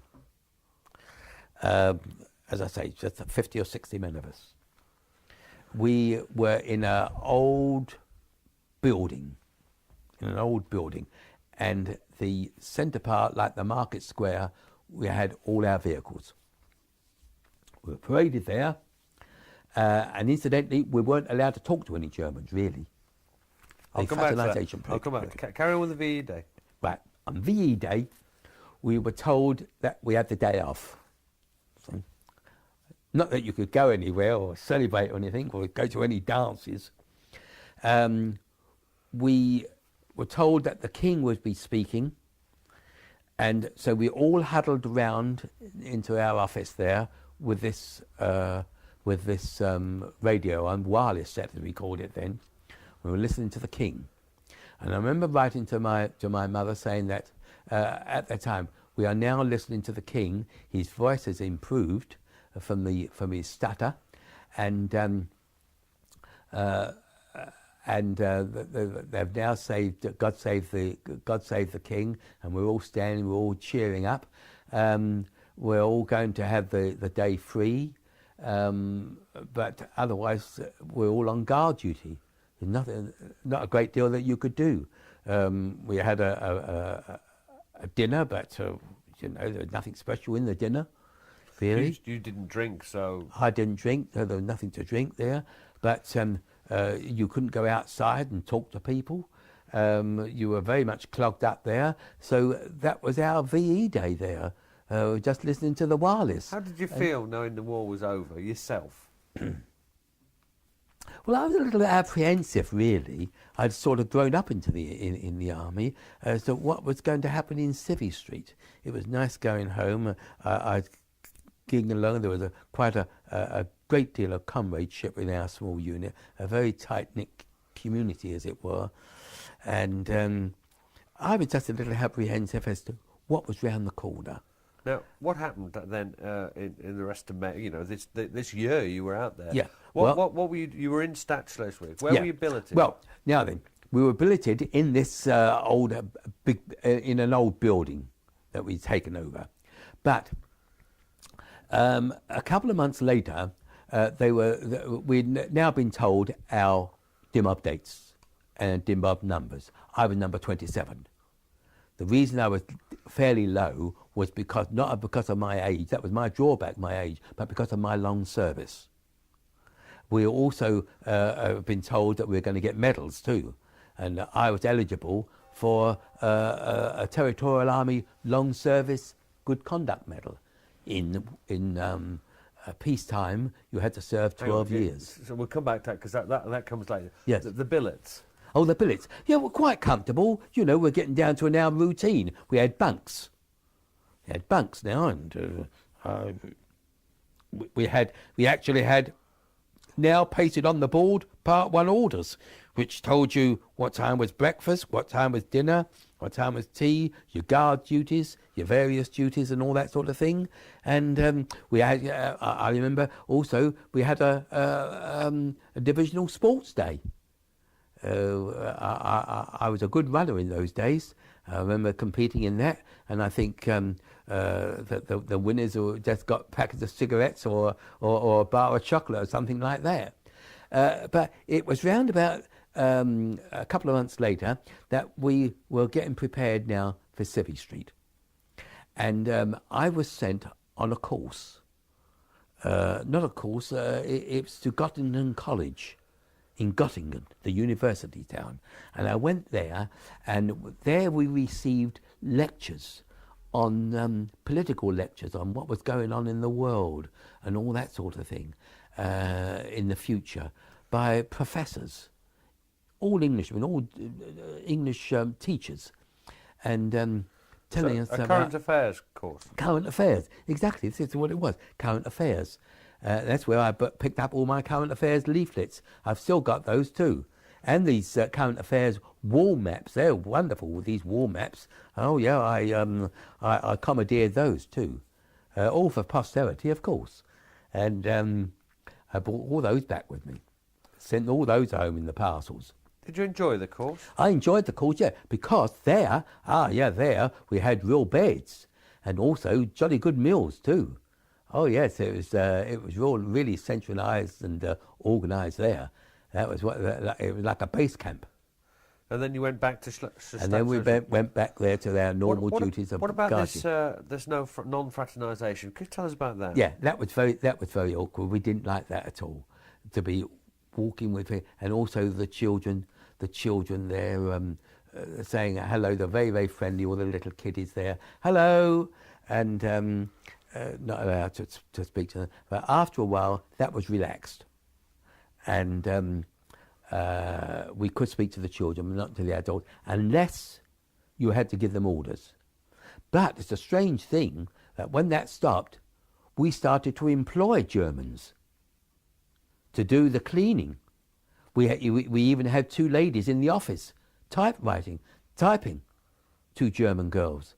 Spoke very good English, and they were on our payroll. They were quite pleased to do that. They were getting a regular wage, and not only that, but they were sharing our rations too. You see? Oh yeah, that was a much wanted job. I remember in the middle of the night I was on guard, and I stopped this chap. He was walking around. That wasn't allowed. There was a deep curfew. No Germans were allowed to walk around there. And we took him, and I arrested him, and I had to make out a report. I've still got the report here now that I made out. And we took him into custody, and he seemed to be, I don't know, he certainly wasn't all there. And we called the military police, and they took him away. But that was another sign of of the restrictions against all Germans. And then I always remember that right round this square where we had all our lorries, we had these white tape all the way round it. These white tapes were usually used for minefields. So we had them all around there. And these children that used to go on their way to school in the morning, they used to come along and they used to hold this white tape and go along it there. And I remember learning something to say to them, that you mustn't touch the white tape. And I used to shout out to them, "Du musst nicht the weiße Linie anfassen. Du musst nicht the weiße Linie anfassen." And from then on, when the children came by and I was on duty, they used to shout out to me, "Du musst nicht the weiße Linie anfassen." I always remember that. And we got along famously with the children. And then later on, of course, we were allowed to speak to the Germans. But and then the fraternization started. How did you get on with them? I mean, you did. I got along on with them very, very nicely indeed. I was befriended by one particular family, and if I could get one or two little bits and pieces from the cookhouse, I would take it round them. That was something that you weren't allowed to do. I gave them a blanket once. They were most pleased with that because it was a nice woolen blanket. Most pleased with that.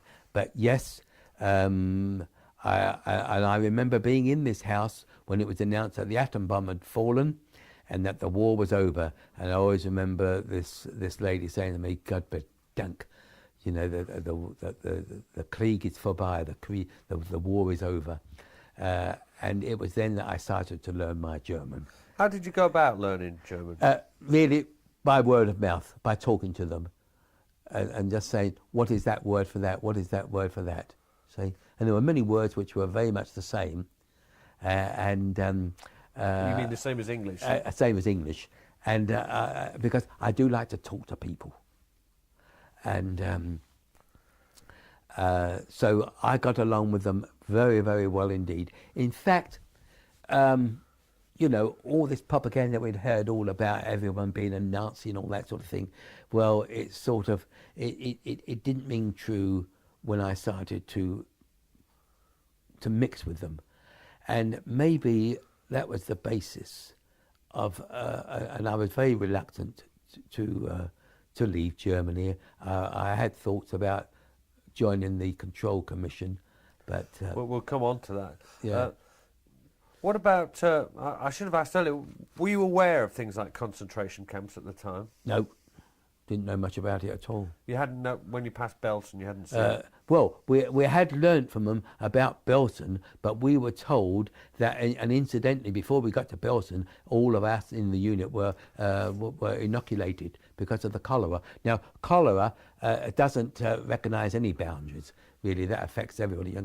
But we were told at the time that it was a large concentration camp that were full of Russians and Poles and Yugoslavs, and that cholera had broken out, and we had to steer clear of it. But now that was liberated by units of the British 11th Armoured. And now the reports that we received was that these inmates there, they were fighting amongst themselves. The Russians had no love for the Poles, and vice versa. And also the Russians and the Poles had an equal enemy, and that was the Jews. This is what I heard from a chap who was actually there, who told me there later. And all the inmates were very much against the Allied bombing, because they said that they'd been bombing the food convoys that were coming in, with the result they all ran short of food, and they blamed the Allies for that. But there was another unique thing. I spoke to a German later on about that, and he said that the German would treat, if you was a gentleman, he would treat you as a gentleman. But if you was a pig, he would treat you as a pig.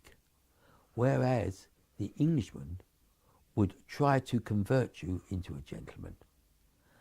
with the result that vast numbers of these Poles and these Russians could read or write.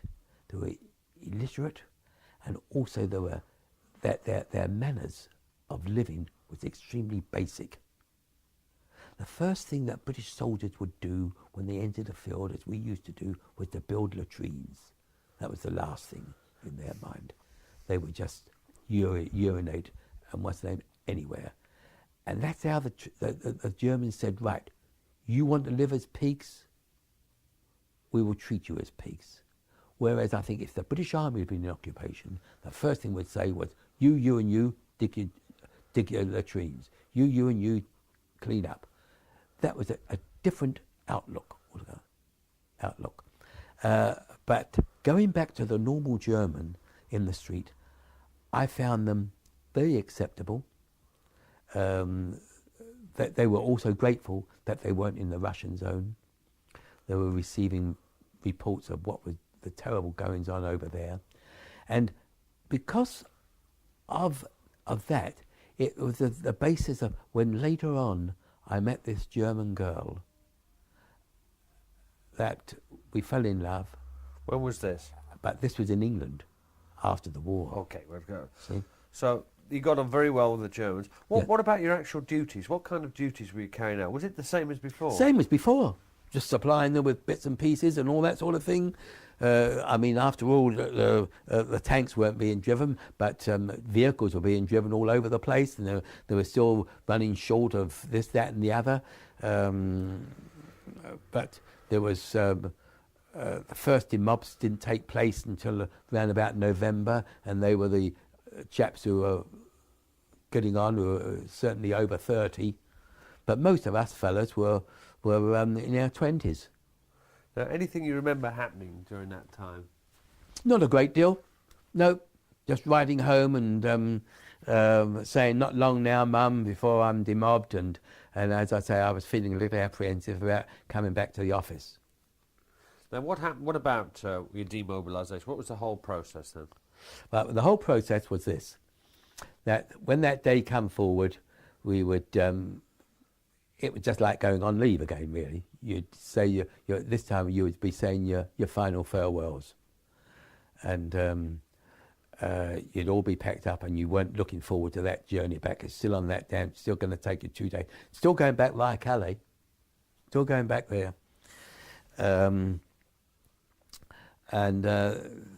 there was a certain amount of nostalgia about it all. We'd been together through thick and thin for such a long time.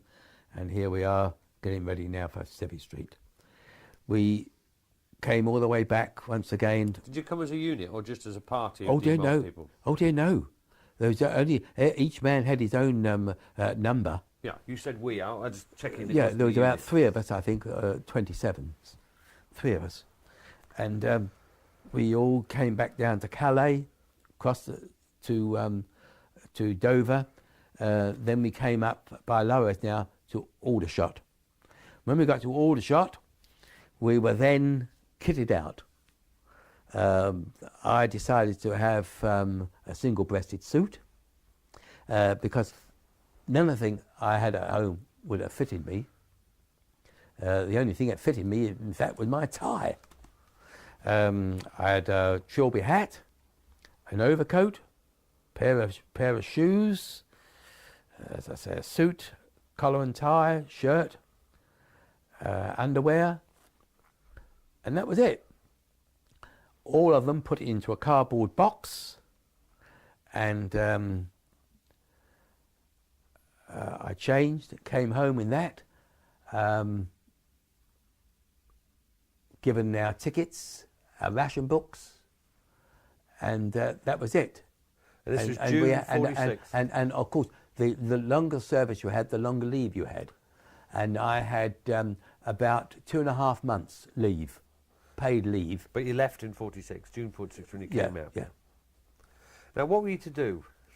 Yeah. Well, and then I had my demob money, a lot of money. I'd been in since 1939. I had over £400, a lot of money in those days, considering I'd been a private all the way through. But it was a lot of money. And then on my status too, I was a class 1 clerk by then, you see. So anyway, I got home, so nice to be home, and that is a strange thing. I had my demobilization. Oh yes, but I didn't go home in my demobilization, went home in your uniform. I'm still in the army. I'm still in the army until the end of that demob. Here's a strange thing. I never put on my civvy clothes. I always, every day, right up to that very last day, I still wore my uniform. Why was that? I just felt comfortable in it. I felt proud in it. I used to go to the NAFI, to the, and still manage to go into the NAFI, you know, because of my uniform. Now, what about your job? Getting back to work. Now that was it. The job was office job, and I understood. And by the way, even though I'd been paid part of my wages all the way through the war, that was another good thing that was going into my bank, post office savings bank. Terribly apprehensive about that. I was trying to put it off. You're going back to the same office? To the same office. I had to go onto a course first, but the thought of going up there with an umbrella there, city clothes on, no. After all that time, you didn't realise it, but you had changed psychologically. From a young chap of 19, I'm now 26. So I thought to myself, no, I'm not going to do that. So I said to my mother, I told my mother, I said, no, I can't go back. I just go. She couldn't understand it. The family couldn't understand it. I saw advertised in the paper, there was plenty of jobs about, saw advertised in the paper that London Transport were looking for bus conductors and drivers. I went down to London Transport at Chiswick and I applied for a job as a bus conductor. Why? First of all, a uniform. Secondly, mobile. And that's what I became. When I became that, they could not believe it. But it was a well-paid job. You had a free uniform, and also, and you could always tell there's lots of ex-soldiers going on them, and you could always tell them, they were always smartly turned out, highly polished boots, their satchels were all, the straps were all highly polished, and we all had our medals up too, medal ribbons. On the bus conductor? Oh yes, you had medal, not the medals, the ribbons, see? Oh yeah, you're always all smartly dressed there. There's lots of them about. Jolly good wage too. Very, very good.